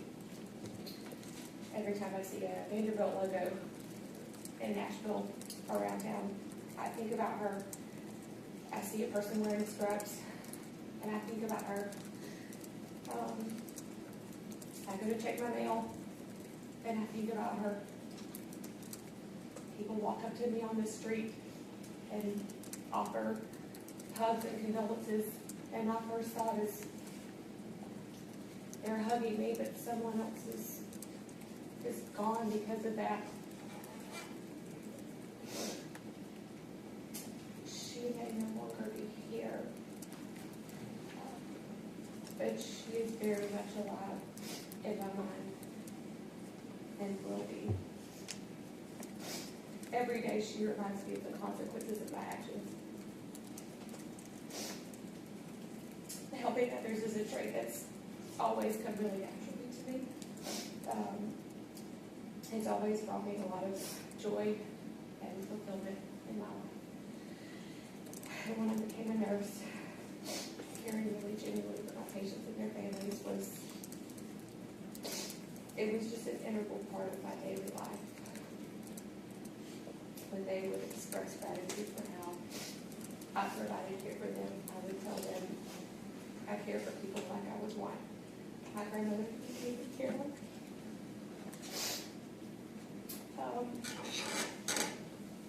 And on that day, I let her down. I let Charlie Murphy down. I let her family down. I let myself down.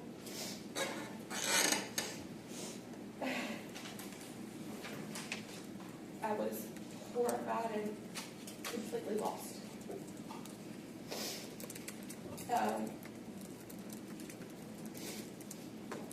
As I said, there's no book on how you proceed.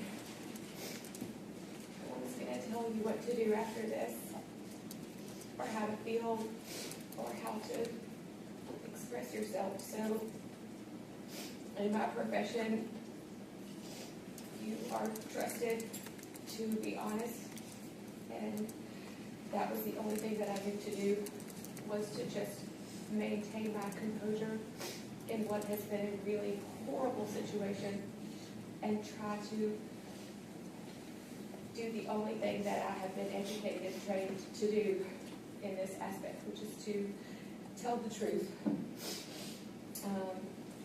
At her bedside, at Ms. Murphy's bedside, to her providers, to my charge nurse, to the human educator who was present, to risk management, to my manager, to the associate nursing officer, to the Veritas report that I filled out there that day, giving as much detail as I could about what happened. 8 months later, I was interviewed by the Department of Health, and I spoke with Mary Randolph and provided her with about a 2-hour account of what happened. On November 10th, again, I had another phone call with an agent from the Department of Health, providing her with answers to what happened.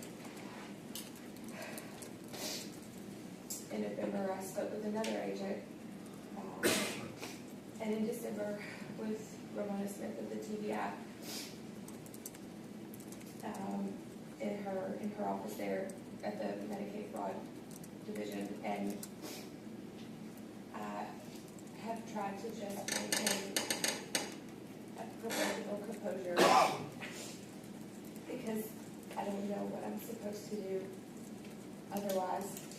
So if my statements or lack of what appears to be emotion on the outside came across as unremorseful, I can only say that that was terribly inaccurate. In my life, I have learned to hold things in and deal with it. You keep your composure together until you are able to deal with that separately, and that transfers over into nursing and healthcare. You can't be the person to stand at someone's bedside in the middle of something really awful and chaotic happening and fall apart, you have to learn that you put your emotions and your shame and your remorse aside and you deal with it. You don't put that on other people. You don't bring it into that situation. You deal with it at a later time. And the people that spoke to you today, I think that they expressed that I have dealt with those things privately. I tried my best not to bring those things into professional descriptions of what happened here. I just want to make that very clear. After the last interview with Ms. Smith and I was indicted on charges, I did obtain an attorney, and then again, even with Mr. Striance's advice, I have continued to tell the truth and express every detail, both in retrospect of what happened, so that the information could be used in the best way possible to make changes, to make people aware of what happened and understand how to evaluate this process within healthcare systems so that things like this don't have to happen again. It shouldn't have happened. It shouldn't have nothing. It did, and we're here now. But hopefully my openness and honestness about my mistakes can help someone to evaluate how to change things for the future of healthcare.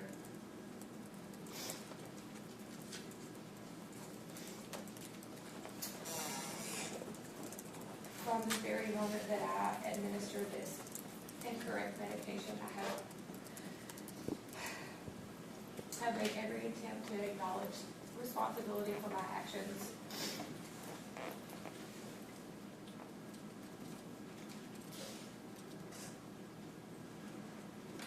I have lost far more than just my nursing license and career.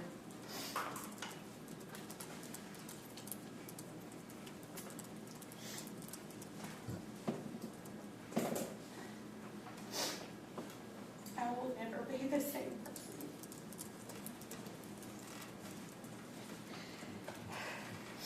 When Miss Murphy died, a part of me died with her.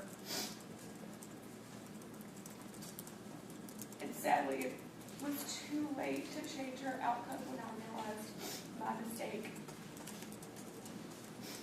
But as a nurse, I can think of no other way to honor and respect her than to disclose every detail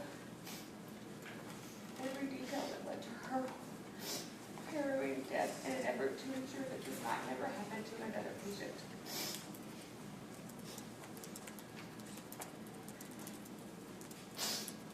And I have replayed my mistakes over and over again.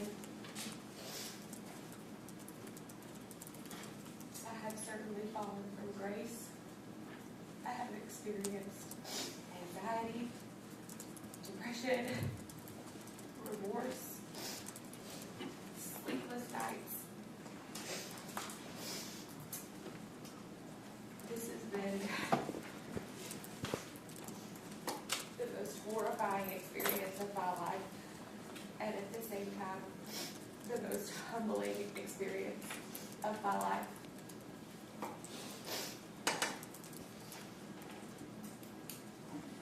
It is not an easy task for me to stand here in front of you and in front of Ms. Murphy's family, knowing the death that she suffered, and knowing the 4.5 years that they have suffered since this, and ask for your leniency. At the same time, I can't see any public benefit in a harsh sentence. I have no way of ever recommitting an offense like this. I do not have a nursing license, and I will never be able to practice in patient care again. I will am not a threat to public safety.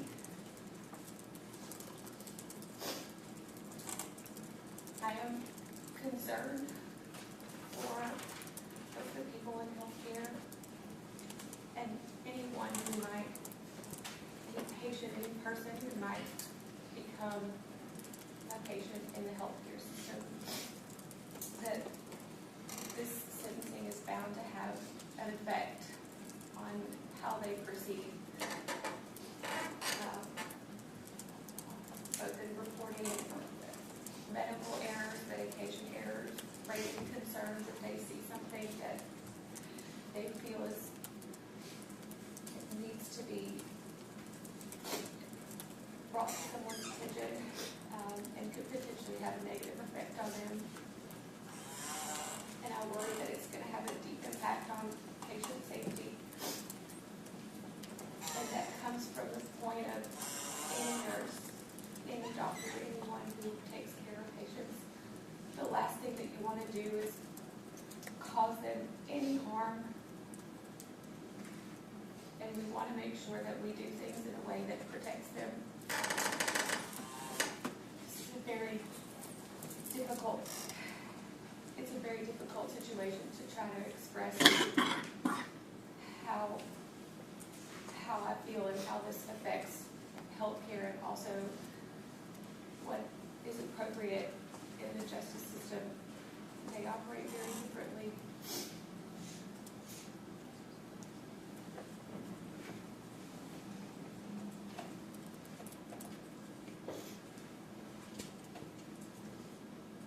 I'm just very sorry. I'm very sorry for what happened. Please, within your consideration, I'm humbly ask you to consider having an appropriate sentence.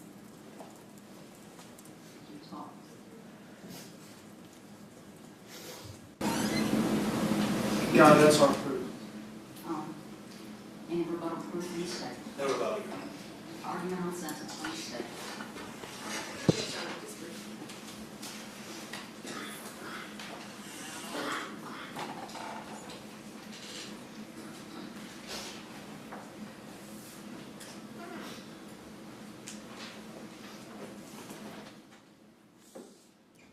Your Honor, first and foremost, the court's responsibility is to determine the length, manner of sentence.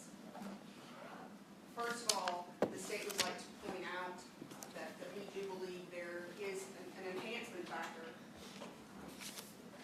that applies to this factual scenario.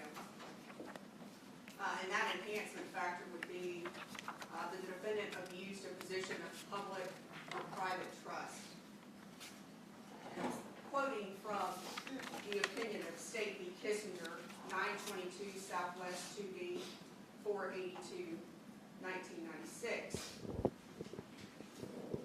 Factor 15 allows a sentence to be enhanced when the defendant abuses a position of public or private trust. As such, application of this factor requires a finding first that the defendant occupied a position of trust, either public or private. The determination of the existence of a position of trust does not depend on the length or formality of the relationship, but upon the nature of the relationship. Thus, the court should look to see whether the offender formally or informally stood in a relationship to the victim that promoted confidence, reliability, or faith. Your Honor, I submit to you the victim in this case, Charlie Murphy, was a patient at Vanderbilt, Tennessean. When RaDonda Vaught, the defendant in this case, was asked to administer this medication, she became in charge of this patient. She therefore began a relationship with this patient, a practitioner-patient relationship. Let me ask you a question about the application of that enhancement factor, General.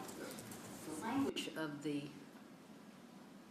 the factor that the defendant abused a position of public or private trust suggests to me that there is some sort of intentional or deliberate mental state that would be required for for that factor to apply. Are there any cases in which this factor has been applied where the mental state of the offense is more of a criminally negligent or something, where there's been a mistake of this nature? Obviously, we don't have cases just like this. Right, Your Honor, and specifically, I think in this, and I'll go down a little bit further, and let me just finish this portion of it. If the evidence supports that finding, that there was a relationship, and that relationship promoted confidence, reliability, and faith, I don't think there's any question as to this patient-practitioner relationship based upon the victim when she relied upon a practitioner, a nurse, to give her the best care.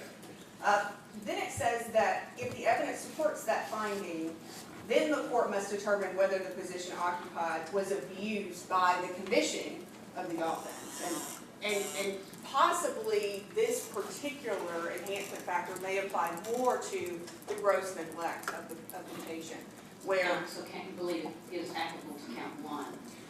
More specifically, Your Honor makes a good point on that, but the application of that intent would be the knowing standard, and she made a knowing choice to walk away from the patient knowing that she had to provide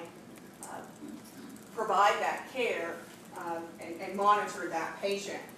And so I think based upon the analysis by this court, the court must determine whether that position occupied was abused by commission of the offense. And I think it's very clear that when she made that knowing choice not to stay with that patient and not to monitor that patient, that she abused her position. She's in the case named Kissinger? Yes, Your Honor.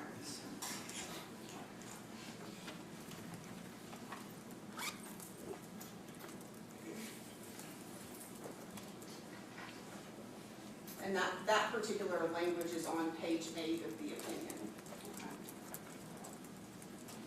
Your Honor, I'd like to jump over. I know Mr. Stryan's submitted a sentencing memorandum to the court, and having one day, we submitted a brief response to that memorandum. But I think what is very important to note, Mr. Stryan talks about the ability of the defendant to receive 4035-313, judicial diversion.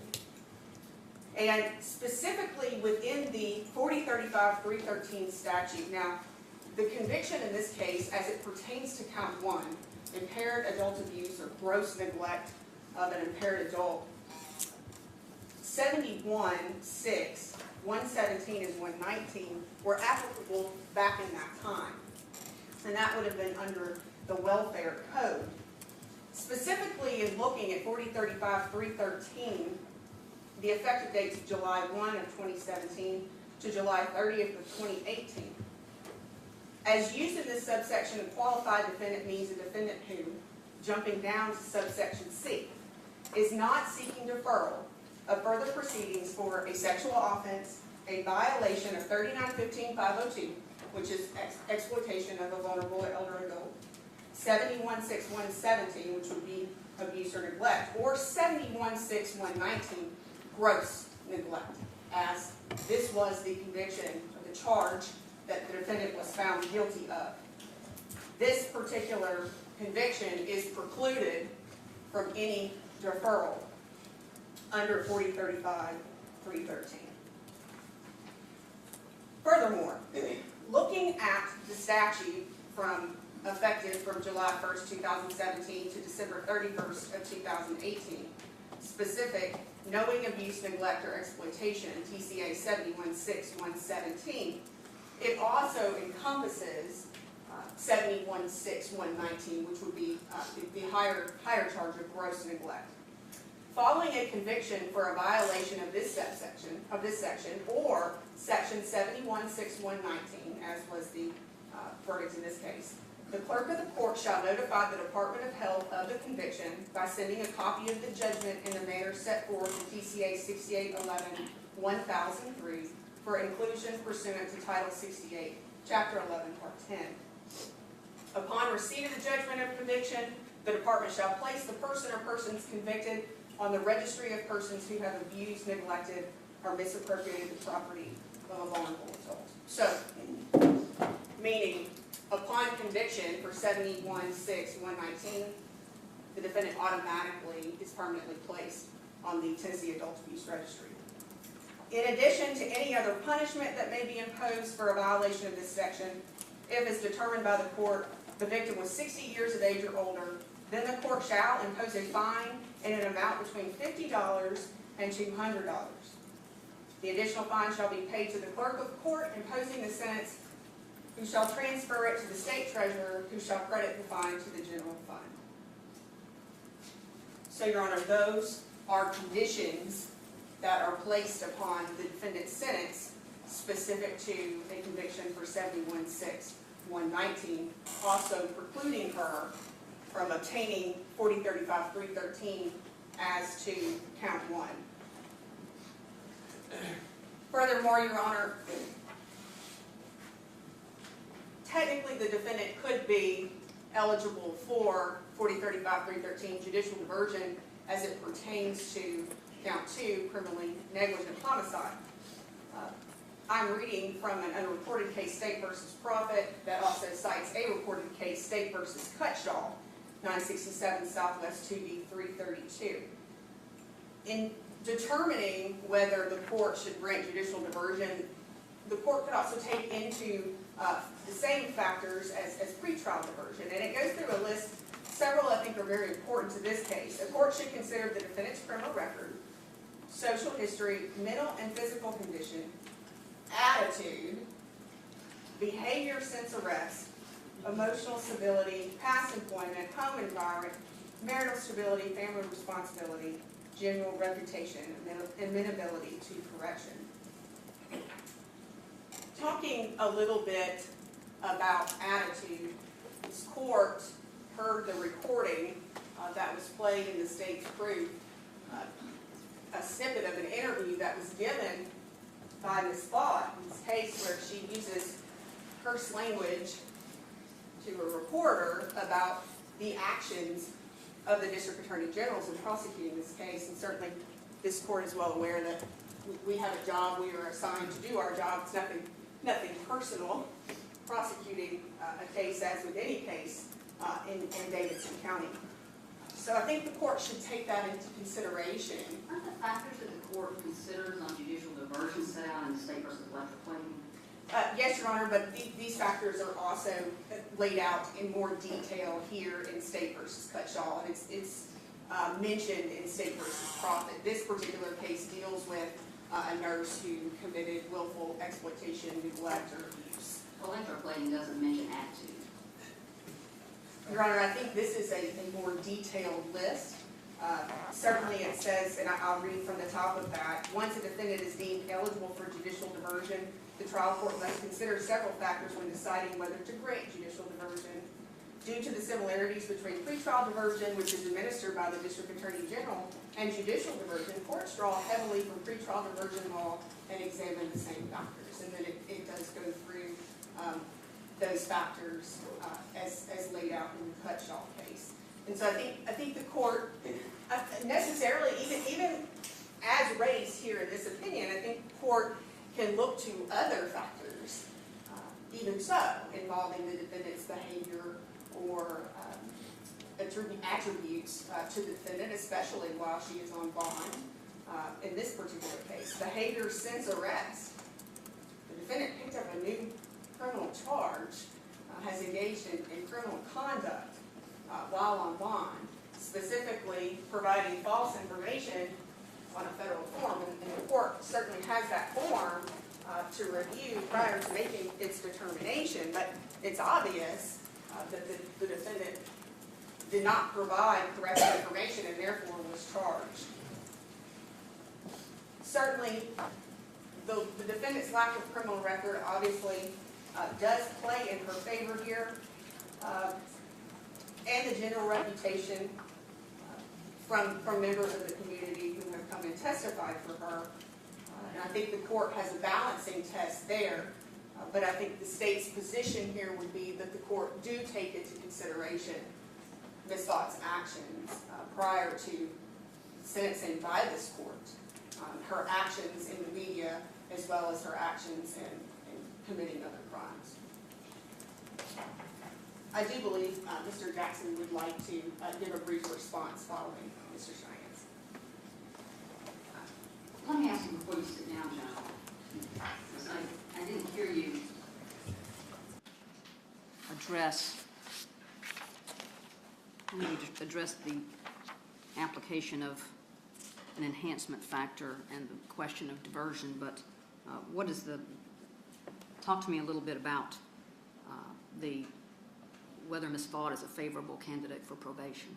Your Honor, based upon the law, being convicted of a Class C felony, being convicted of a Class E felony, she does pose to be a favorable candidate to probation. Of course, the court obviously takes into a balancing test there based upon her actions, whether she appreciates the nature of this charge, of this conviction. So the court has a balancing test as well based upon her conduct to make that determination. But as far as the law is concerned, with her convictions for a Class C and a Class E felony, she is an applicable candidate. So she is statutorily eligible, having been convicted of a Class C and a Class E felony, there being no evidence to the contrary. Does the state see any evidence to the contrary that would make her an unfavorable candidate for probation? No, Your Honor. Okay. The state's position, as Your Honor can see, is we don't believe that, well, obviously she's precluded from diversion as to count 1. She will not be able to get 4035, 313, but the state's position is that the court needs to weigh very heavily on the defendant's conduct and attitude. With respect to the diversion of count 2? Yes, Your Honor. Okay. Mr. Stryans?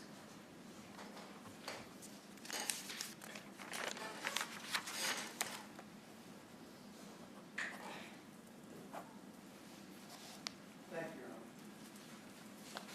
Honor. And I will address the eligibility for diversion a little bit later in the comments that I made to the court. Your Honor, I did file a sentencing memorandum with the court. I wanted just to highlight a few things that I thought were very significant to the court's determination. I thought it was significant that Dr. Roy Neely of the Vanderbilt University Medical Center from the Neuro ICU unit sent an unsolicited letter to the court.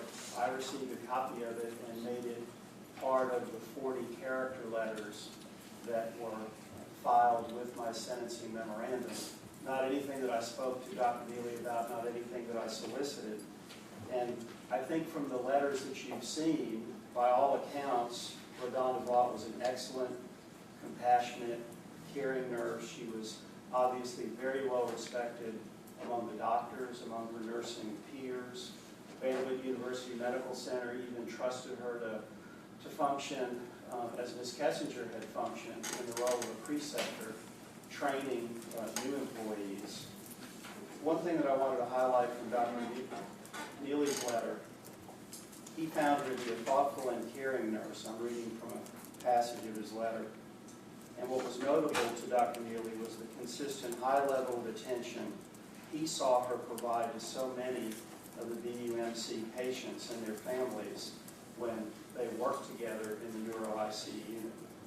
He found her to be very conscientious, that she cared for patients in a very competent way.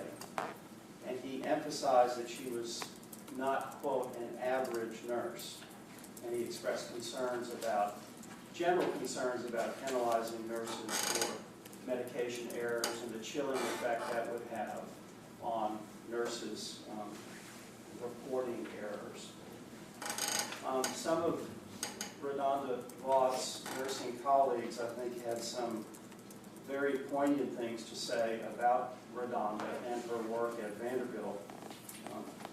A nurse by the name of Alexandra Shiro, S-H-E-R-O, for the court reporter, wrote a very extensive letter.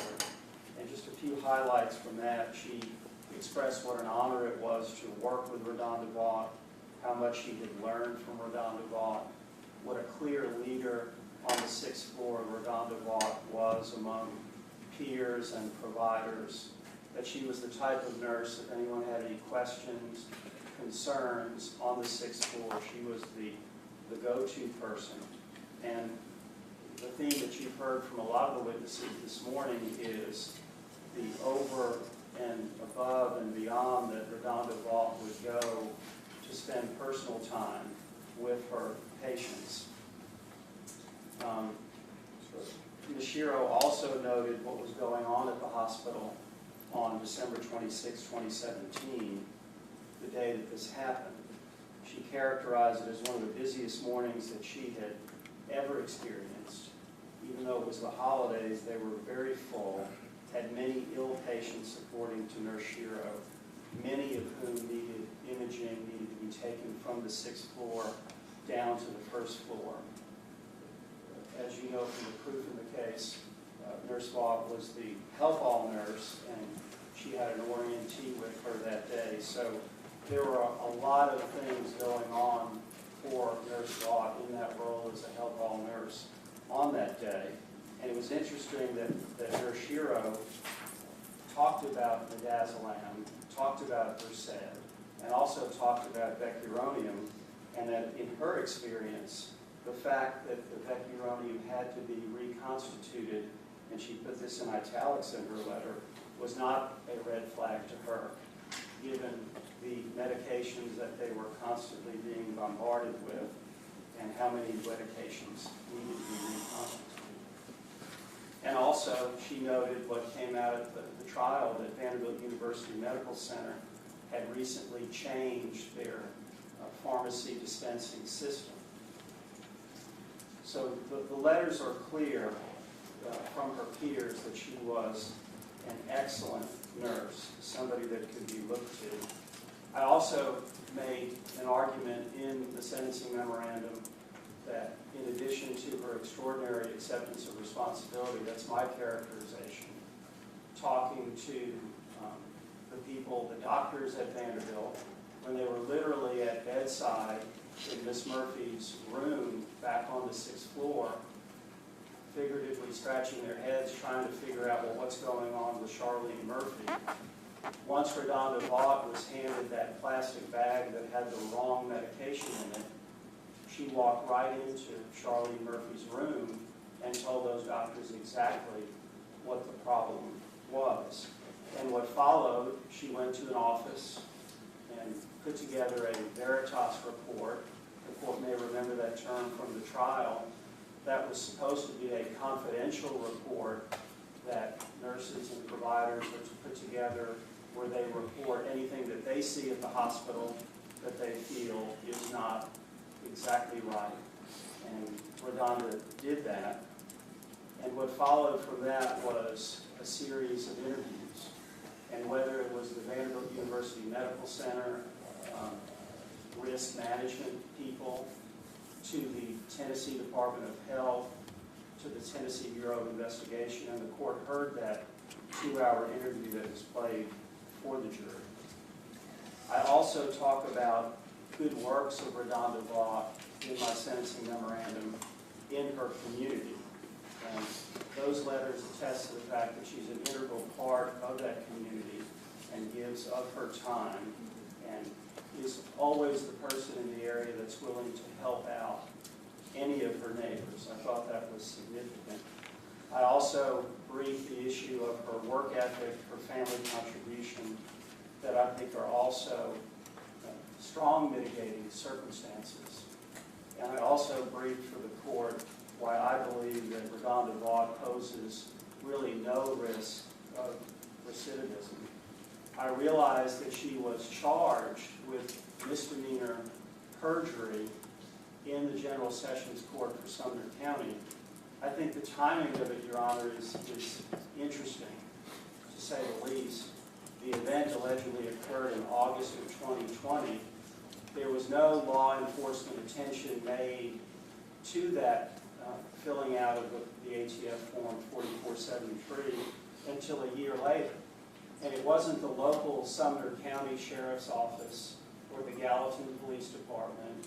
It was the Tennessee Bureau of Investigation. And of course, the Tennessee Bureau of Investigation is the lead agency in this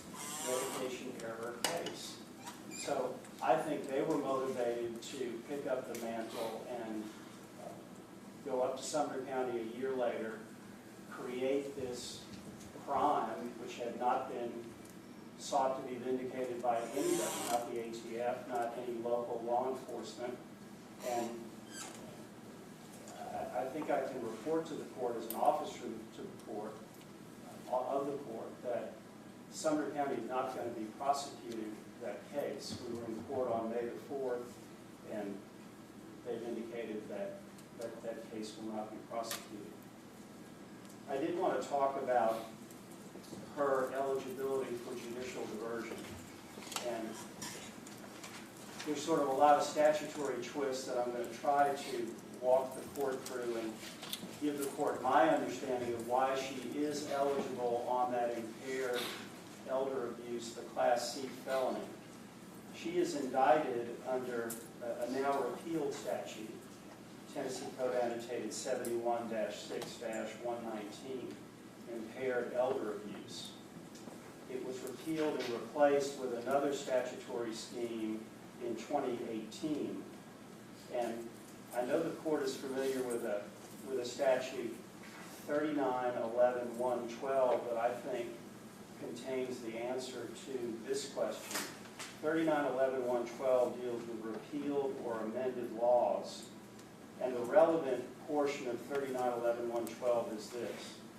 When a penal statute is repealed by a subsequent legislative act, the offense committed while the statute was in full force and effect shall be prosecuted under the statute in effect at the time of the commission of the offense.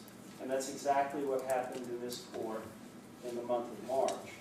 But here is the language that I think gives the court the authority to grant judicial diversion as to count 1.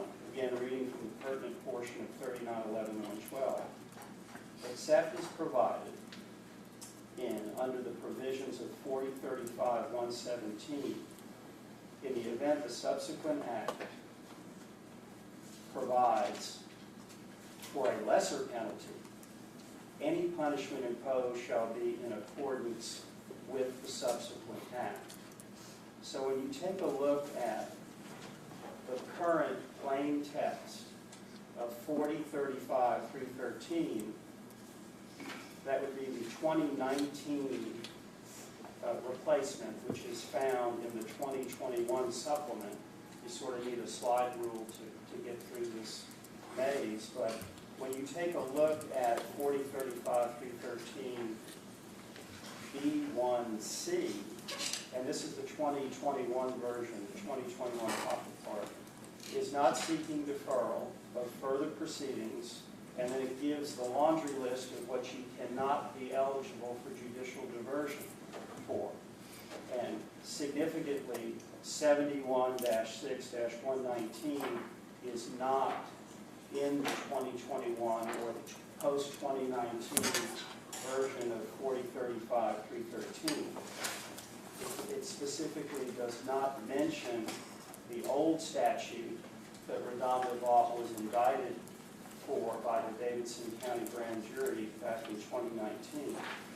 So it would be my insistence based on 39-11-112 and a plain reading of the text of 4035-313, where the old statute is not mentioned, and there are also some ex post facto concerns as well.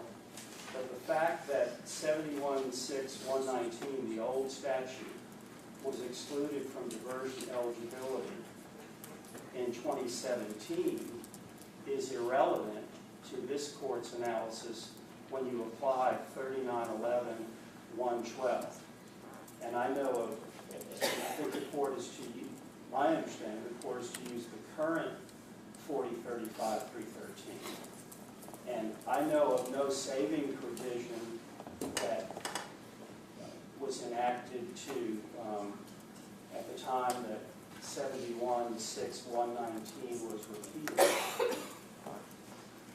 I know that's a little hard to follow, but when you read 39-11-112 with 4035-313 and apply that language at the the end of 3911-112, where in the event the subsequent act provides for a lesser punishment, a lesser penalty, and that's what we have here. So I believe that she is eligible for judicial diversion using the version that's in effect right now with 4035 through 13. That's the current 4035 through 313 entirely eliminated from the list of ineligible offenses, vulnerable adult abuse or neglect? Your Honor, there are replacement statutes that are within B1 4035 313 B1C, but they are not 71-6-119. So I think based on that, she would be eligible for judicial diversion. I would ask the court to seriously consider judicial diversion, and the court is correct. The electroplating factors that you refer to, which are the accused amenability to correction, the circumstances of the offense, the accused criminal record. She has no prior criminal record at this point. The accused social history, the accused physical and mental health, the deterrence value to the accused as well as others. Those are the electroplating factors that the court will apply, not the unfortunate comments that she made at a very emotional time right after the conclusion of the trial. I know that the state has brought to the court's attention an aggravating factor. Let me back up just 1 second, Mr. Strong.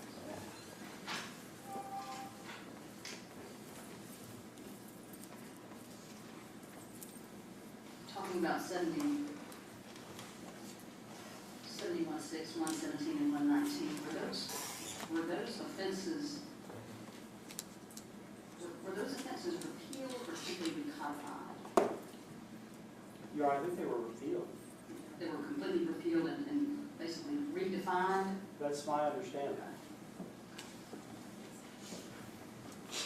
You know, the only other comment that I wanted to make is the state has brought to the court's attention what they characterize as an aggravating factor, and that would be the abuse of a position of private trust. It's not mentioned in the pre-sentence report. There's been no filing that identifies it. I think that to have an abuse of trust, there would need to be a higher mens rea than an accident. And I think in terms of how it relates to count 1, as she stood there on the first floor in the PET scan area, at that moment in time, she did not know that she had made that medication error. She only became aware of the medication error sometime later when she returned to the 6th floor, and her colleague, Ethan Gully, had handed her that plastic bag and told her, you didn't give her SED, you gave vecuronium. So, both in terms of a lack of fair notice and factually, I don't think that abuse of a position of private trust applied in Nurse Vaught's case.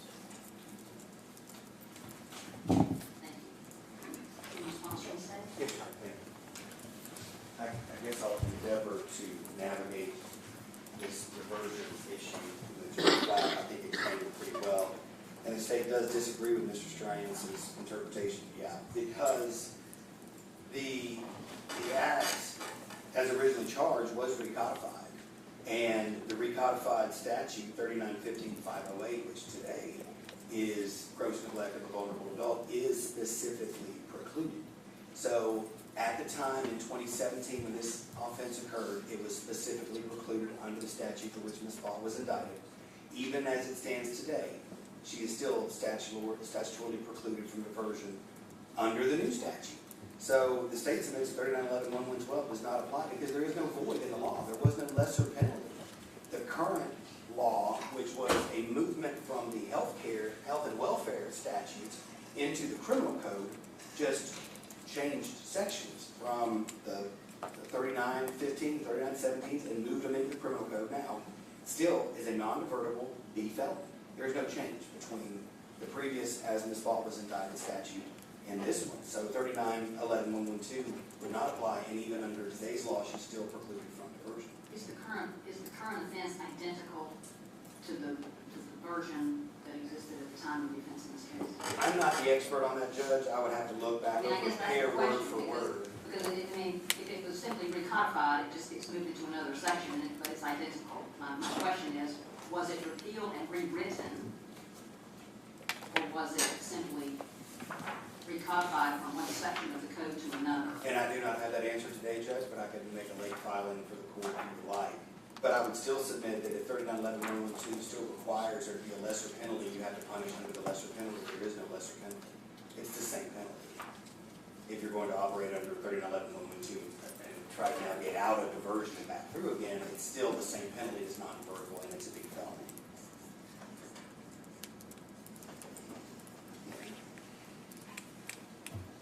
And I mean, without knowing verbatim, I could read from the indictment and the code as it is in 508. That's all right, I've got it. Okay. I've got the indictment. So that, I'll move on beyond that, Your Honor. The state does submit that this is not a divertible offense. It wasn't in 2017 and still is not today. The legislation was very clear about specifically carving out vulnerable neglect, gross neglect of a vulnerable adult from diversion. So you're saying, let's just, you're saying that the availability of diversion would not be considered a lesser penalty under 4035.117. That's not what that means. Is that your position? I don't think it is. I don't read it to be a lesser penalty. It is. It's a deferral of proceedings. It's not a. The penalty is still there whether it applies or not. It is a function. It's a legislative law. So a lesser outcome. It is. It's a more favorable outcome. It certainly does, but diversion is a legislative largesse. The legislature decides who gets it, and they specifically said in 2017, and then again after 2018 when it was moved into the criminal code, that vulnerable, gross neglect of a vulnerable adult is non-divertible.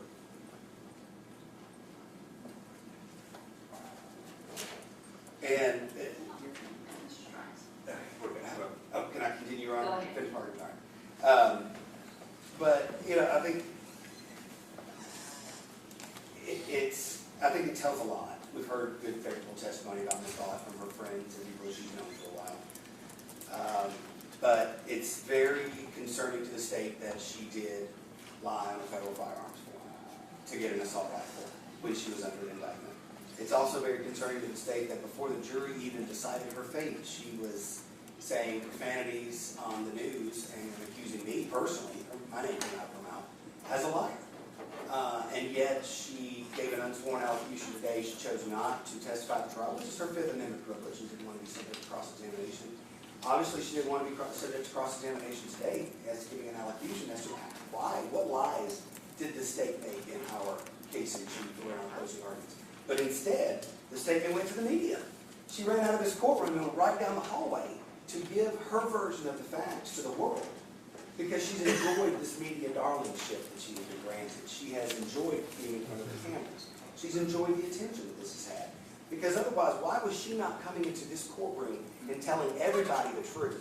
But she goes out there and says, I lied, and the state lies, and then we're out to get her, and then we don't, not to quote her, but we don't care about nurses and we don't know about health care. You would agree that the trial of this case was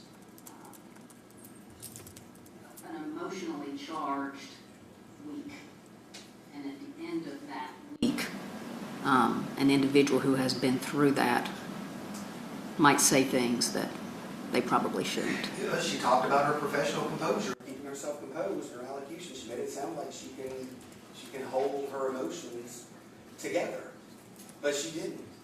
And she could have walked out of the courtroom and respected the prosecution, respected the sanctity of this court, respected the sanctity of judicial process and the criminal justice system, but she didn't. She instead tried to say that everybody's lying against me, and I'm a good person, and I'm sweet little RaDonda Vaught, and I didn't testify because I didn't want to be drawn through the mud, but I really maybe didn't want the jury to know that I lied on a federal firearms form and committed perjury just to get an assault rifle.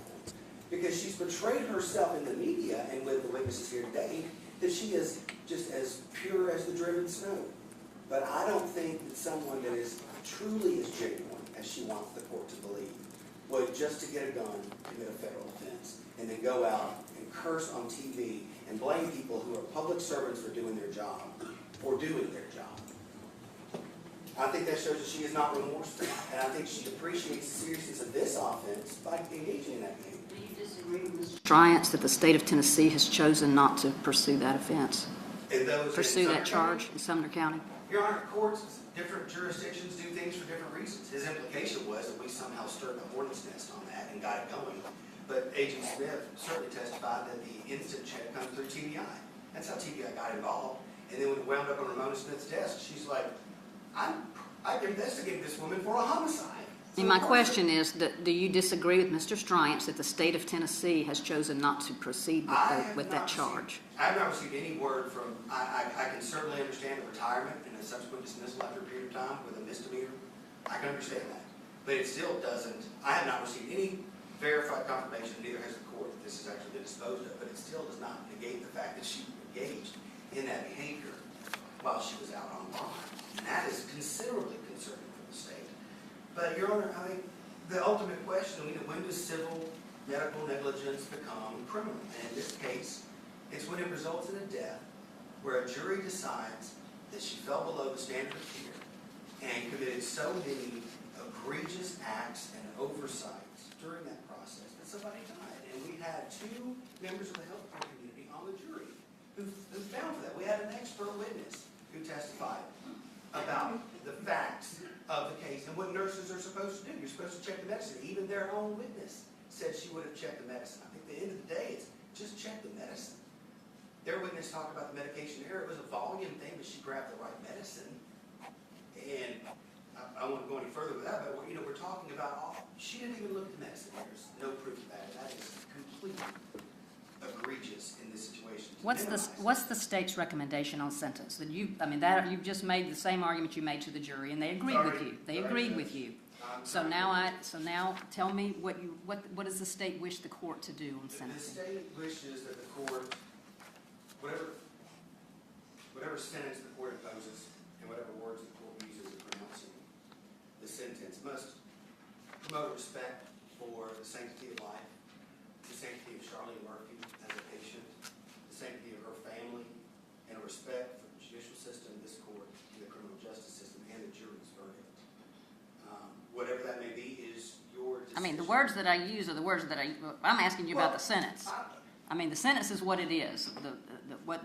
The length of the sentence, the manner of service, and I understand the state's position on diversion. I understand that position. What's the state's recommendation on the length of sentence and applicability and propriety of an alternative sentence? We are not seeking, we didn't file an enhancement factor. She does not have a record, so it would be between 3 to 6 years for the C felony and 1 to 2 for the E felony. You argued an enhancement factor earlier. You're asking the court to enhance the sentence. Ranging. Enhancement as in within the range. Okay. Enhancement factor would be whether. So you're arguing she's a standard offender. She is a range 1 standard offender. Okay. Not filing enhancement. And you've argued that at least one enhancement factor is applicable. Yes, Your Honor. And so do you have a recommendation or a position on the length of sentence as to? The length between 3 and 6 years? I think whatever the judge finds is fair between 3 to 6 years for this offense. So you don't have any position about where? We do not have a position on how long she is either incarcerated or placed on probation. And you're not seeking consecutive sentencing? We are not, Your Honor. Okay. Are you advocating for any service of time in custody?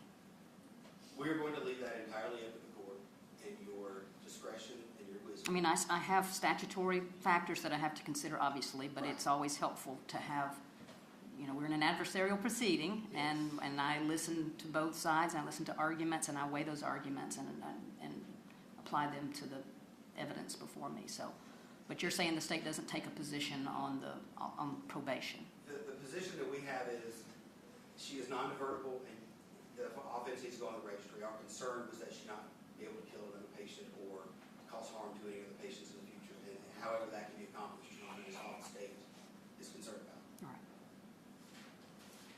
I'll sit down. Thank you, General. Did you have a response? Just very briefly on the eligibility for judicial diversion. Just by the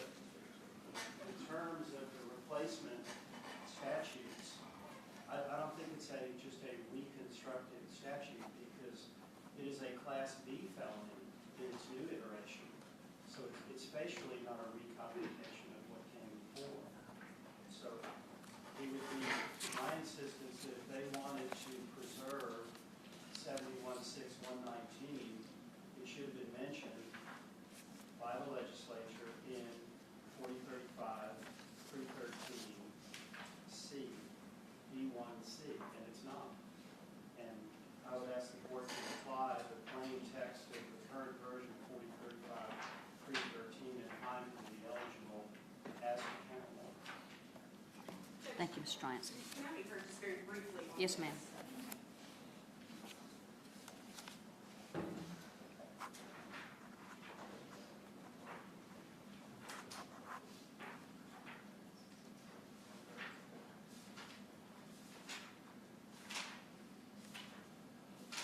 I apologize, Your Honor, I had it pulled up and I lost my place. I'm almost there.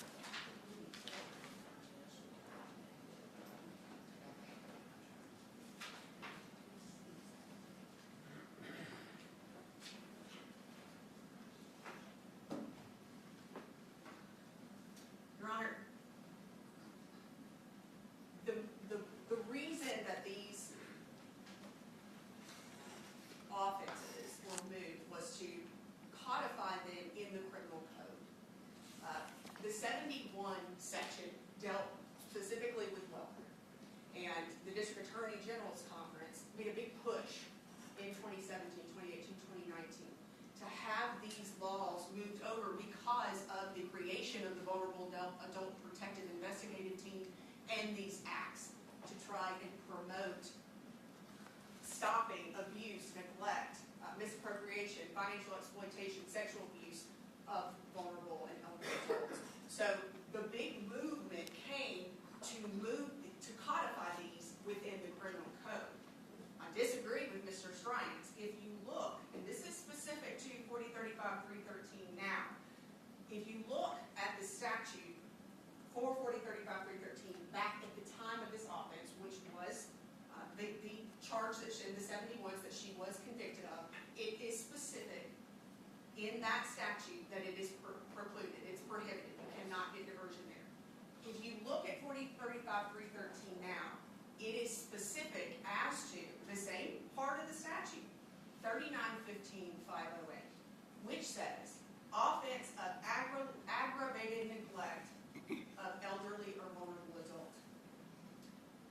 Talks about the caregiver commits the offense of aggravated neglect of an elderly or vulnerable adult who commits neglect, results in serious physical harm. That is the same language. Now that still keeps it at a Class C felony. The B felony results in serious bodily injury. That's what bumps it up, that classification. But serious physical harm, that's the same type of harm that the state had to prove in order to find her guilty. I agree with you that it looks the same. Yes, Your Honor. It's kind of similar. Yes, Your Honor. And maybe the intent is that we're going to take this crime out of this section and we're going to put it in this section. My question is, and my question before was, has the statute been rewritten? Has the offense been redefined in any way? I'm hearing Mr. Strines say that at least part of it has been elevated in terms of sentencing. So it's not entirely true, from what, unless you disagree, that it was just picked up and moved from one section to another. It was literally repealed and rewritten. So am I allowed to sit here in this proceeding and see if I can figure out what the intent of the legislature was? I can't do that, can I? I have to look at the statute. Yes, Your Honor, but I think it speaks volumes to the fact that there was a reason that these charges, these crimes were moved to the criminal code. But I can't consider that. I have to look at the statute. Yes, Your Honor, but I think what is important as to that, if Mr. Strines is saying we need to look as to the intent of 4035 313 as it relates to this time period, as Mr. Jackson said, this particular offense, gross neglect, aggravated neglect, neglect that causes serious physical harm of an elder or of a vulnerable adult, is still precluded even today from obtaining 4035 313. That is the intent of the legislature here, Your Honor, because that type of crime hasn't changed. It's just been moved over to the criminal code and recodified. But it has to be there has to be more than it being just that type of crime. It's more than that. It has to be whether because this offense, 716119, does not exist anymore. It does not, Your Honor. So 716119 no longer appears in 4035-313. No. So what gives me the authority to ignore the plain language of 4035-313 and to include a crime that does not exist anymore in the list of crimes for which diversion is no longer an option? Well, Your Honor, she was prosecuted under the 716119. That was the intent of the legislature. Let's move back in time. Had she been prosecuted under that time when this specific crime was listed in 4035-313, obviously the legislation has changed. It's been updated to reflect the new laws, the new language that's been codified under the criminal code. But I think what's specific is that the court has to look to what is the intent of the legislature here. The intent of the legislature. Tell me why. Tell me. My question is, tell me how I can consider that. Tell me how I can look beyond the language of 4035-313 that's applicable today. And if anyone else has any, I'm happy to hear from anyone from the state on this, because I don't know. I'm hearing about, and I understand that the legislature does things and makes decisions and rewrites statutes all the time. Maybe it was an oversight. If it was an oversight, I can't call it an oversight. I've got to look at the language of the statute. Your Honor, do you have a copy of the 4035 that was effective from July the 1st, 2017 to June the 30th of 2018? If I may. I do. Just make sure that we're comparing apples and apples. You're saying the copy that was effective. At that time specifically. Okay, hang on.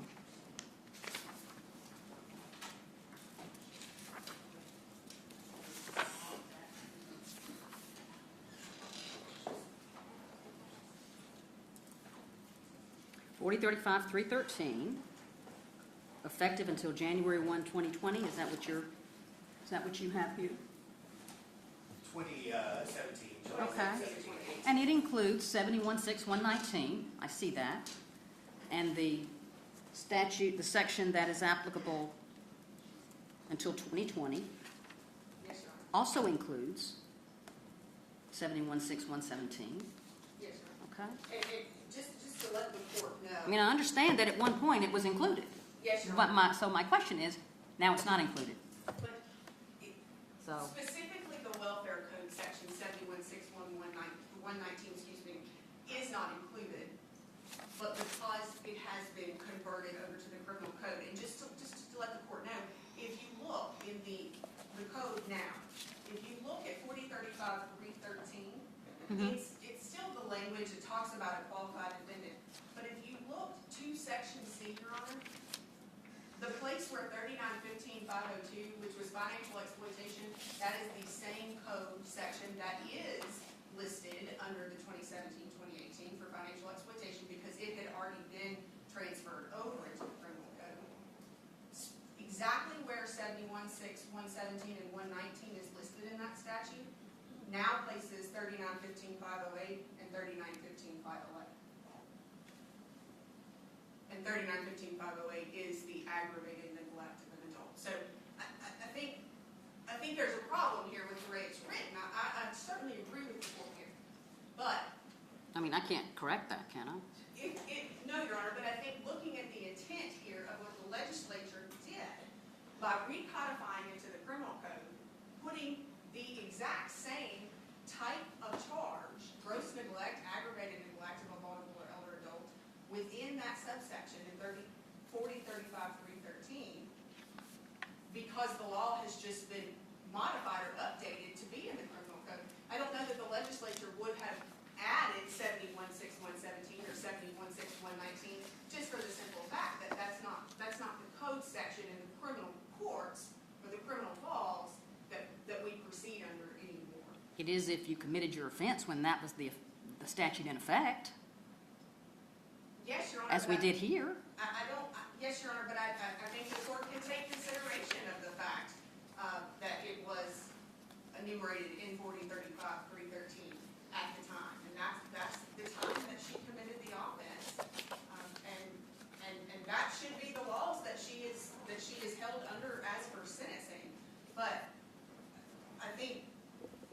legislature would not have put in this particular statute in the 2021, 2022 books, just because that's not under, we don't act under the welfare law anymore. It's specific to the criminal code. So I don't think you can just negate the fact that the statute has changed without looking at the language and the meaning of what's behind this. The intent of the legislature here is you cannot abuse an elder or vulnerable adult. You cannot neglect an elder or a vulnerable adult. You cannot financially exploit. If you do, you are not eligible for 4035. So just to be clear, your argument as to the reason that 3911-112 that deals with repealed or amended laws, the reason that that would not provide relief in this instance with respect to diversion is because the offense is similar and the legislative intent was that it just be moved to a different section. That is exactly what happened, Your Honor, and that was the big push by the District Attorney General's conference to codify these offenses within the criminal code, and the court can see that based upon the 3915-502, which is within the 4035-313 statute that had already been moved over at the time in 2017. Financial exploitation was the first crime to be moved over to the criminal code. Okay. All right. All right, I'm going to take a recess. I'm going to review the evidence that's been presented, review my notes from the trial, review the case law and the legal arguments that have been presented, and then we'll come back and announce a decision. That decision would probably, I'm going to estimate that it's going to be probably 1 o'clock before that happens. So if you want to plan to be back here by then, I'll have a decision. All rise. Court's in recess.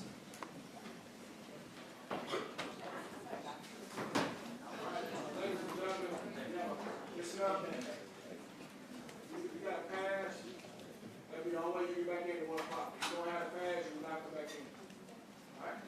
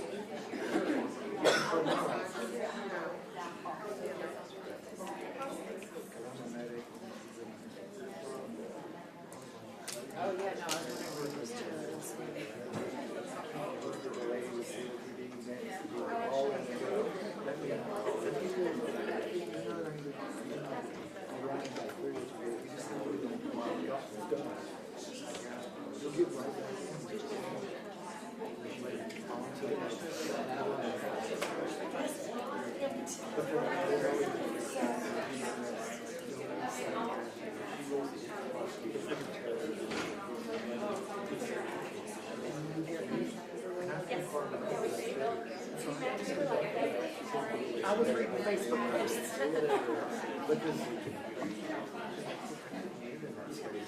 RaDonda asked on my post that. She acts like we don't understand.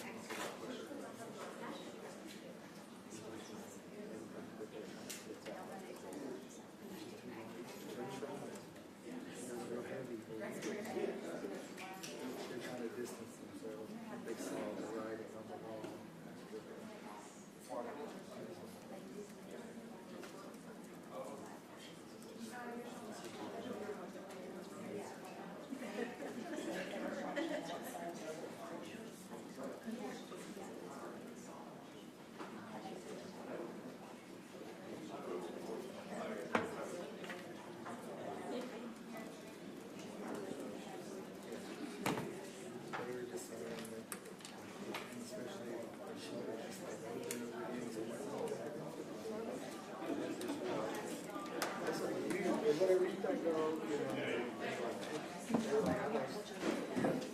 We're like, we'll recommend everything except for this. No, it can be instead of me.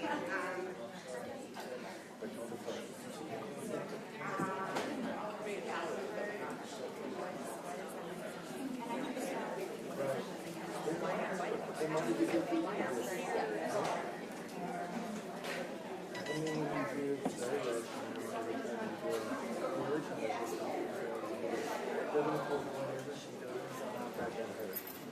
they'll release another statement.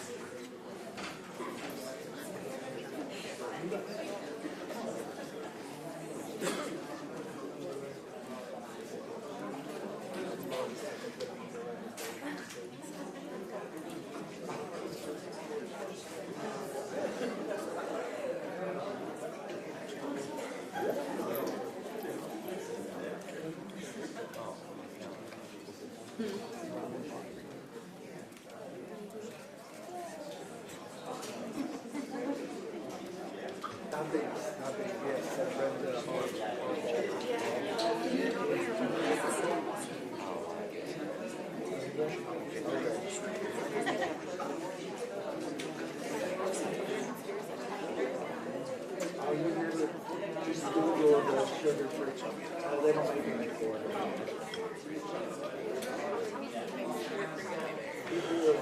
The reviews are like, I thought it was a joke, so I ordered them, ate the whole batch, and I haven't looked at that in a very nice day, and stuff like that.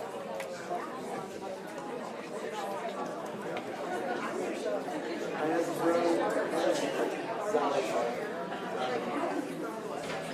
and it was like super concentrated, so they a lot of GI.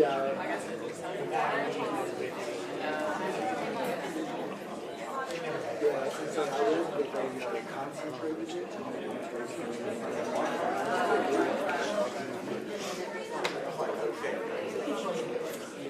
Wonderful.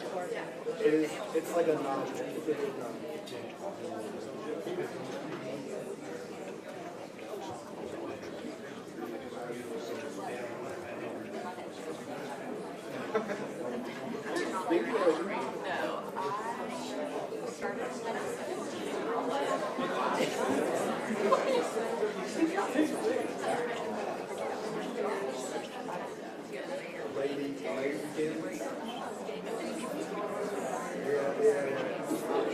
So I could do my lady riding. That's how I would do it. No, from Memphis, but he's still here. So I think we'll either call here or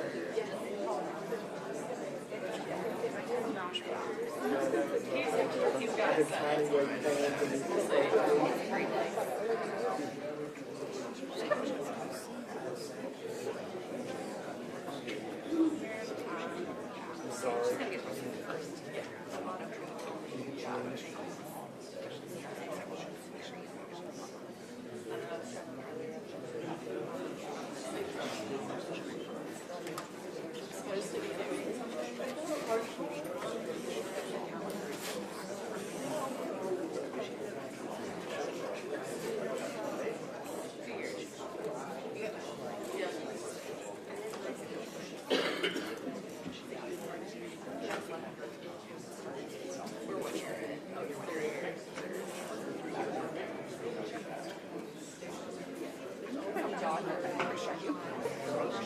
every time I really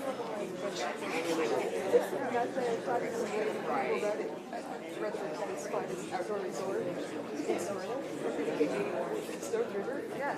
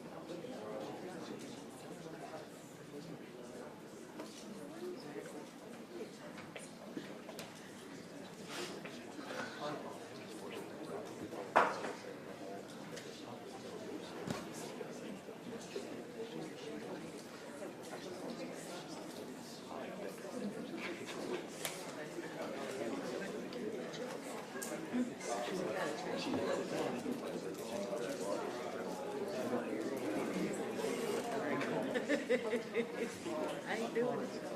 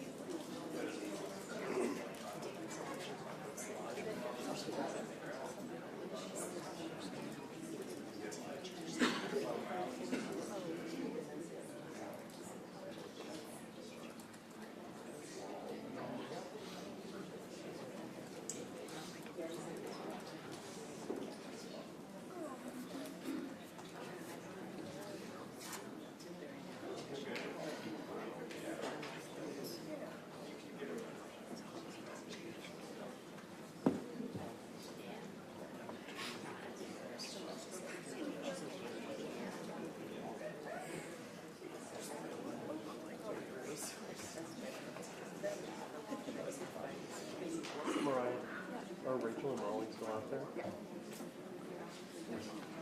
Gotta be like 90 something degrees out there. Seems like everybody's in the shade around the square. Yeah. They went so hard.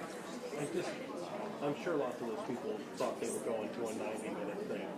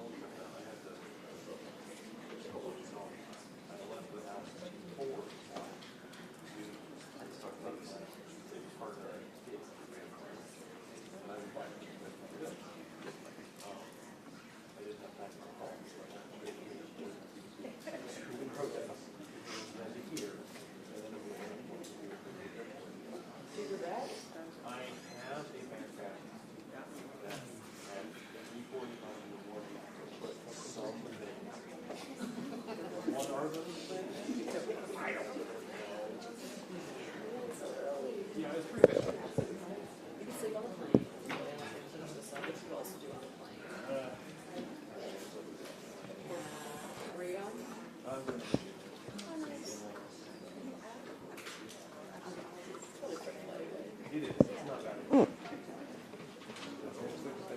know, yeah, she does.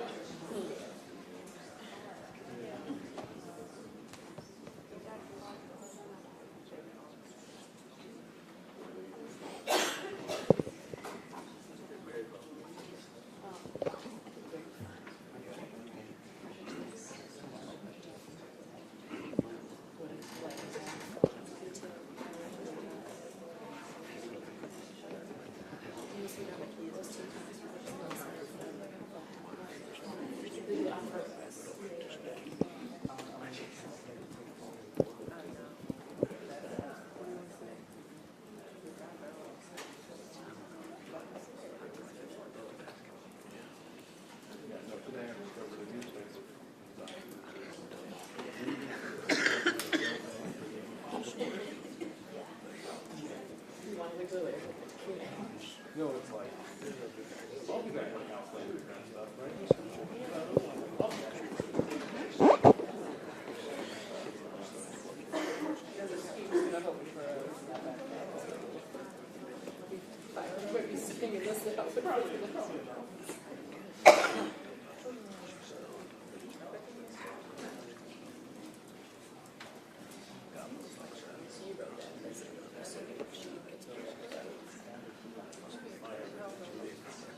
Okay. It's pretty much just someone has to be. Oh, yeah, right. Yeah, I mean, Let's have a try. You're right, yeah.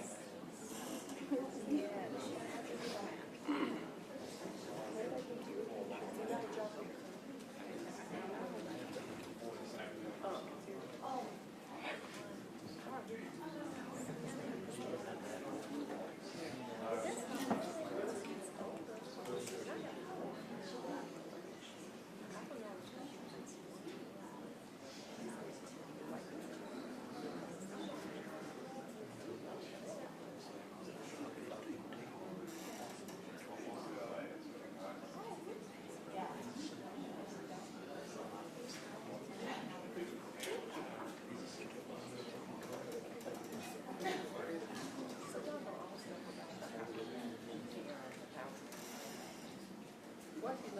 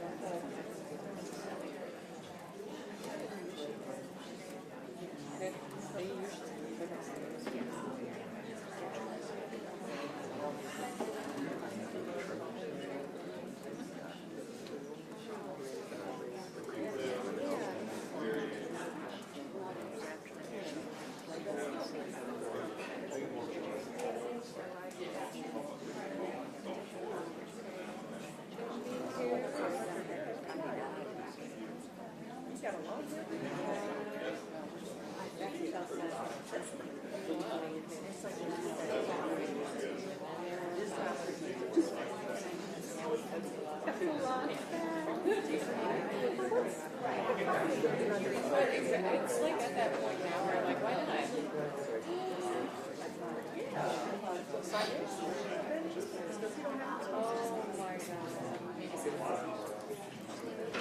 Oh my god. Perfect day with you are crying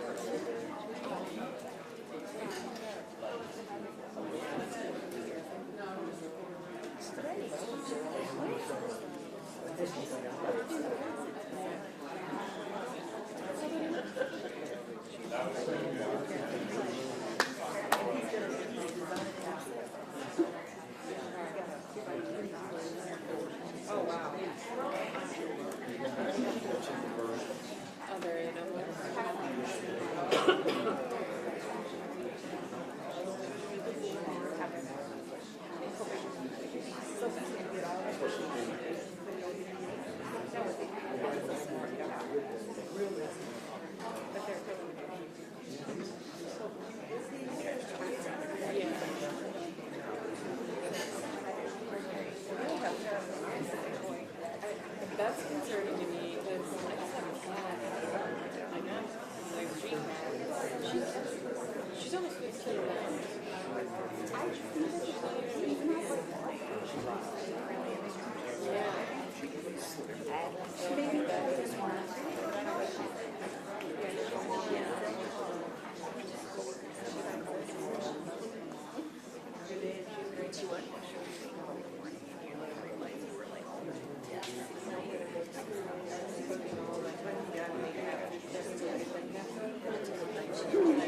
I was like, yeah, like I was like,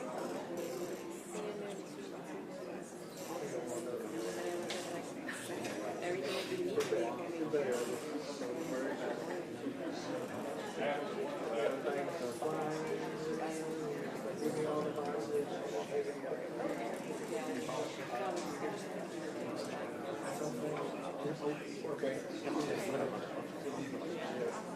Yeah, that's serious.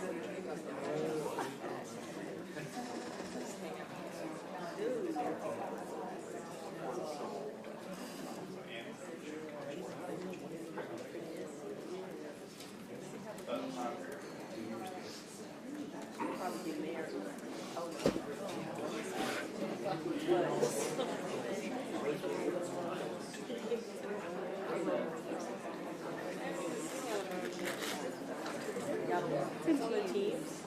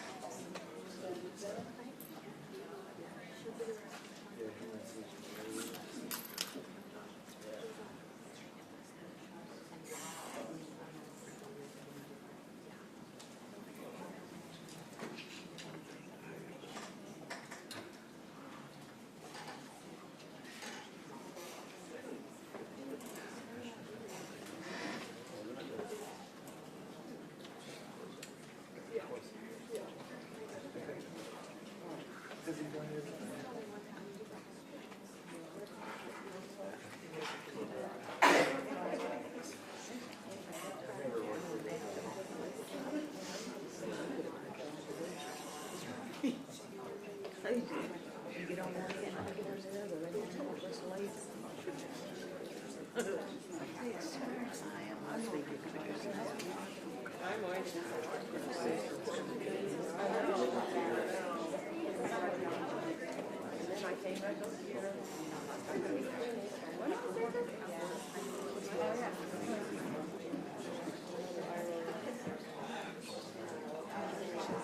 I had a house, I'd be like, bring them on back.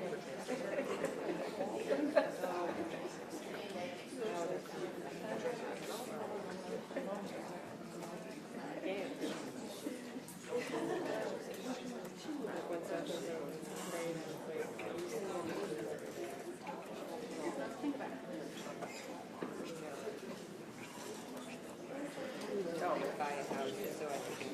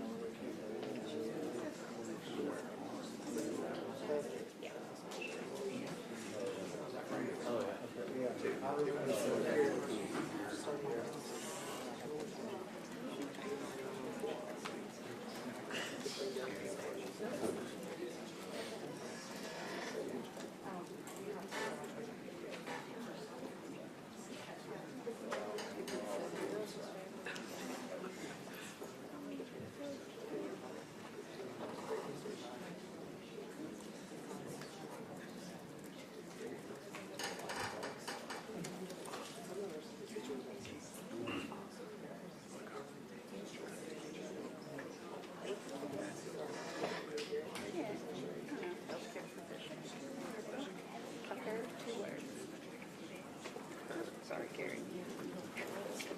Been running there.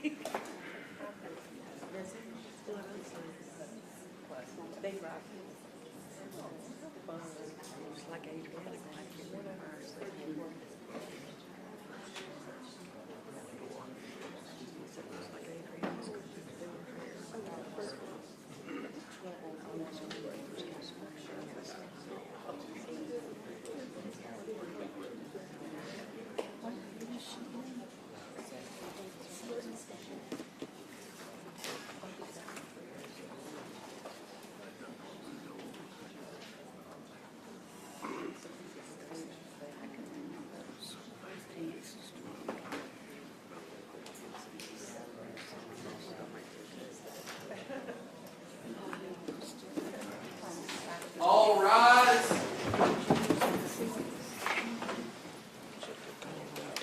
Be seated, please.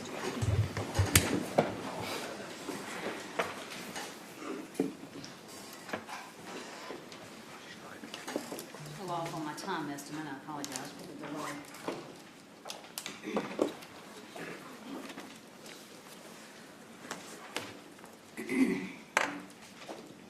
Okay. So this case came today to be heard for the sentencing of the defendant, RaDonda Vaught, on her conviction following a jury trial of impaired adult abuse, a Class C felony, in violation of TCA 71-6-119, and criminally negligent homicide, a Class E felony, in violation of TCA 39-13-212. In determining the appropriate sentence for this offense, this court has considered the evidence presented at trial and the sentencing proceeding today, the pre-sentence investigation report and all corrections and additions to that report, the sentencing considerations outlined in TCA 4035-103, the nature and characteristics of the criminal conduct involved, the evidence and information offered on enhancing and mitigating factors, the defendant's statement here at sentencing, and the defendant's potential for rehabilitation or treatment. From all of this, the court finds as follows.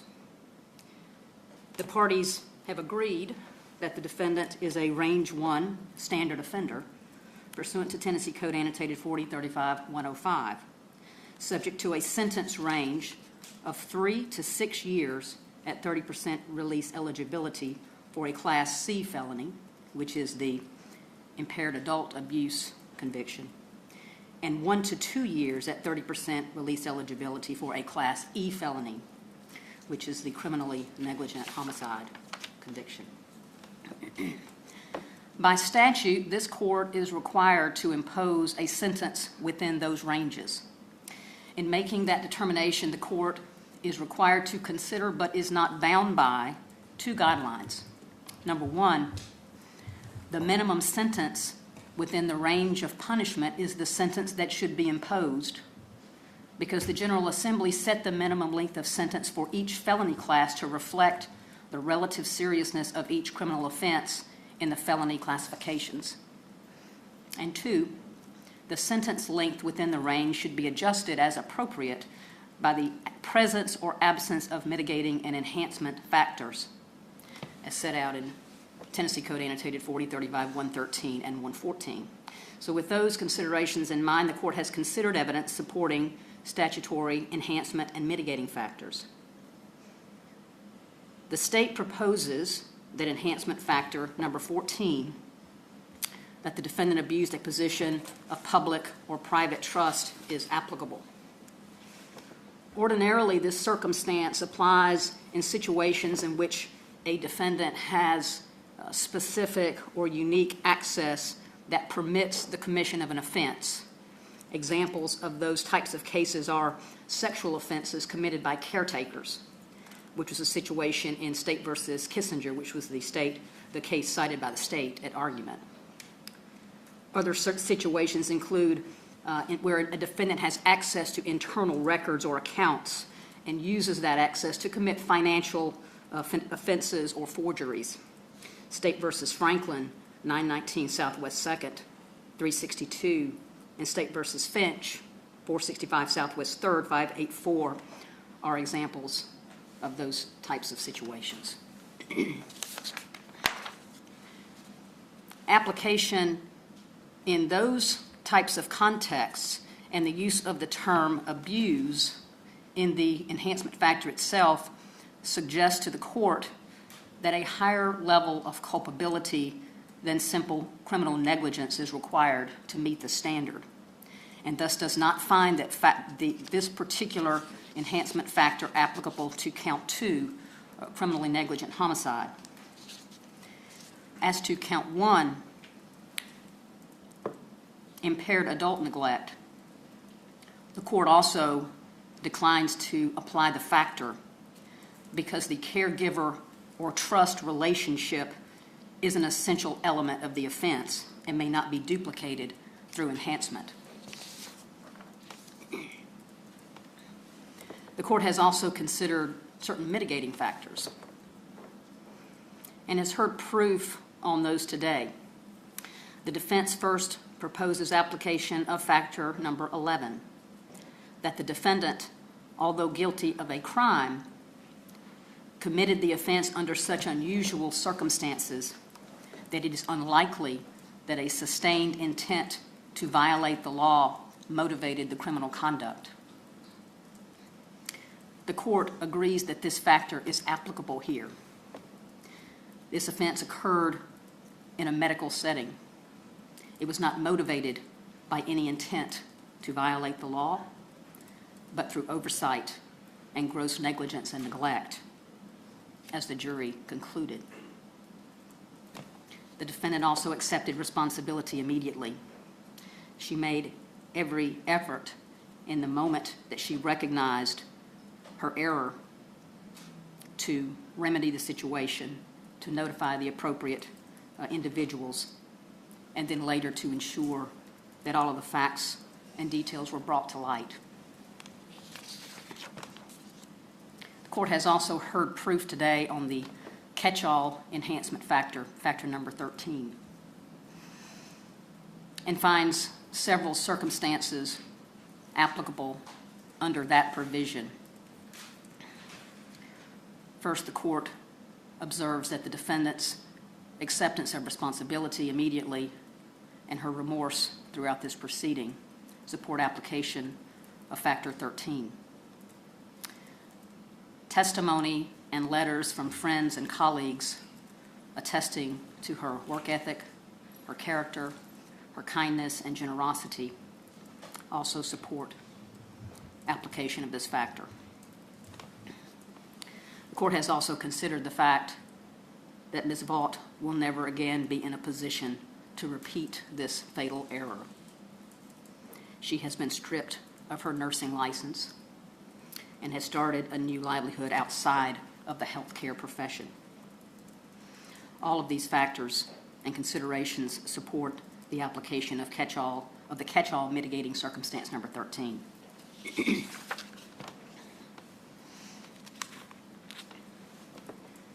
The court has also considered the Murphy family and their terrible loss. Nothing that happens here today can reverse that loss or ease that pain. And I have seen from my own experience, not only on the bench, but in my previous practice experience, that sometimes it seems that the attention in criminal cases tends to shift as the case goes on from the victim to the offender. In this particular proceeding, the attention is obviously on Ms. Vaught because I have to determine the appropriate punishment and result and outcome from the jury verdict.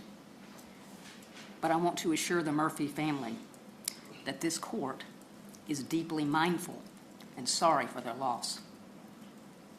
It is my hope that changes in the practices and protocols in the medical setting that have arisen since this event may at least be some positive aspect that has arisen, and that going forward, I hope that it prevents this type of situation from happening again.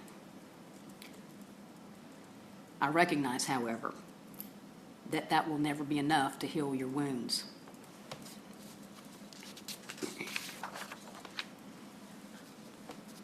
Considering the applicable mitigating factors here and the absence of any applicable enhancement factors, the court will, as to count 1, impaired adult abuse, set the sentence at 3 years. As to count 2, the court sets the sentence at 2 years for criminally negligent homicide. This is the maximum amount of time allowable by law that this court would be allowed to impose for criminally negligent homicide. And the court does so in recognition of the terrible loss sustained by the Murphy family. These terms will run concurrently, there being no evidentiary or statutory basis in this case for consecutive sentencing. So the sentence in this case will be an effective 3-year sentence. The court has also considered whether to grant or deny alternative sentencing. The law requires that the court consider alternative sentencing regardless of whether it's requested. And by statute, the court has to consider a number of specific elements. The court has done that. The court finds that the defendant's potential for rehabilitation is great. The court further finds that the defendant will likely abide by the terms of probation based upon the testimony before the court, based upon the information in the pre-sentence report, which places her chance of recidivism as low and the need for intensive supervision as low. The court finds that the defendant is not likely to reoffend. As I stated earlier, she's no longer in a medical setting. She no longer possesses a nursing license. The court also does not find that a probationary sentence will unduly depreciate the seriousness of the offense. The proof at trial and the proof here at this sentencing demonstrated, I think, that Ms. Vaught is well aware of the seriousness of the offense. She immediately and consistently accepted responsibility for her actions, and she credibly expressed remorse in this court.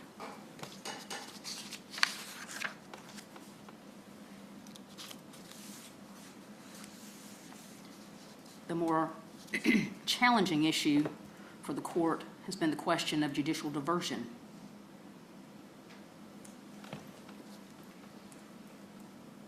Specifically, whether the defendant is even eligible for diversion with respect to count 1. The defendant in this case was charged and convicted for a violation of Tennessee Code Annotated 71-6-119. The offense was committed in 2017. On May 24th, 2019, Governor Bill Lee signed into law Chapter 2019 Public Acts, Chapter 474. That act was entitled the Elderly and Vulnerable Adult Protection Act of 2019. With respect to Title 71, the act amended Tennessee Code Annotated 71-6-124, which addresses a circumstance that's unrelated to this case. But notably, the act expressly, and I quote, deleted in their entireties sections 71-6-117 and 71-6-119 the provision under which the defendant was convicted here. Those crimes in 71-6-117 and 71-6-119 no longer exist. They were replaced by new offenses that are similar, but they are not the same. Tennessee Code 71-6-119 is no longer excluded from diversion under Tennessee Code Annotated 40-35-313. Perhaps that it was the intention of the legislature that it still be excluded, but it was not by the plain language of the statute. The legislature was surely aware of TCA 40-71-6-119 when it amended 40-35-313 and when it adopted the Elderly and Vulnerable Adult Protection Act of 2019. And it could have kept that code section in the list, among the list of excludable offenses in 40-35-313, but it did not. And this court does not have the authority to look behind the plain language of the statute and try to glean an intent that is not expressly stated in the statute. The court thus concludes that an offense under Tennessee Code 71-6-119 is no longer disqualifying for purposes of diversion. Again, whether that was an oversight or mistake or whatever the intention of the legislature was, the legislature speaks through its acts, and this court can't second guess or go behind the plain language.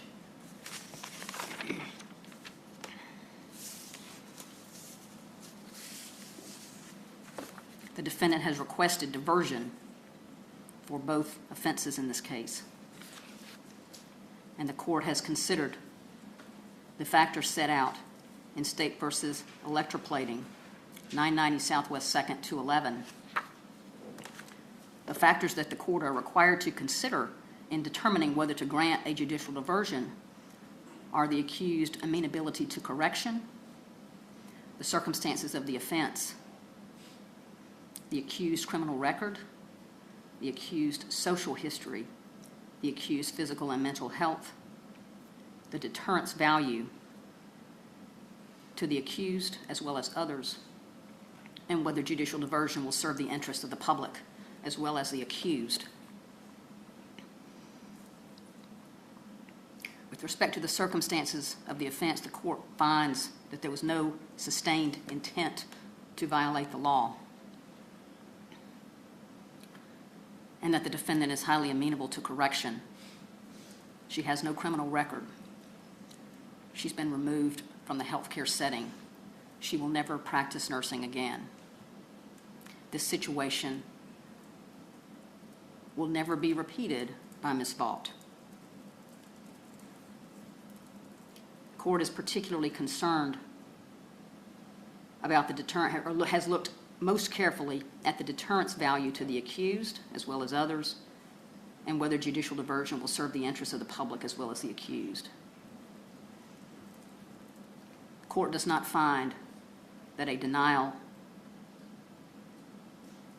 of diversion will in any way undermine any deterrence. In fact, there is no deterrence value by denying diversion in this case.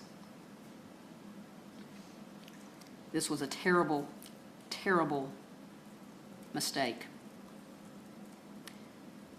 And there have been consequences to the defendant. Serious personal consequences, financial consequences, professional consequences, and now public consequences in a criminal setting.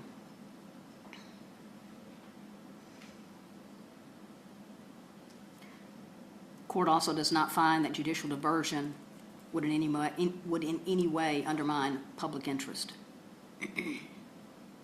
Again, this is not a situation that involved any sustained intent, and changes, modifications responses that have occurred as a result will certainly serve a greater value in preventing a reoccurrence than by denial of diversion in this case. The court therefore finds that judicial diversion is appropriate and will enter an order today placing the defendant on supervised probation for an effective period of 3 years, and will defer entry of judgment pending successful completion of that probation. And that will be the order of the court. All rise. Court stands adjourned until Wednesday morning at 9 a.m.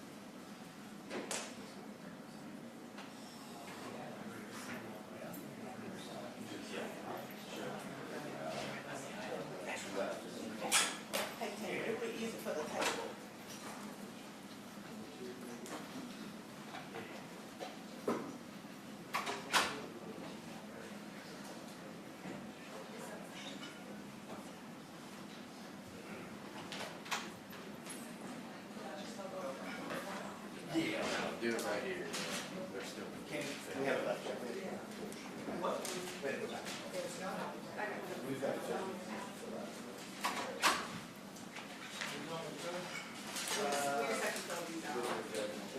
Yeah. I'll let Randy know we're working on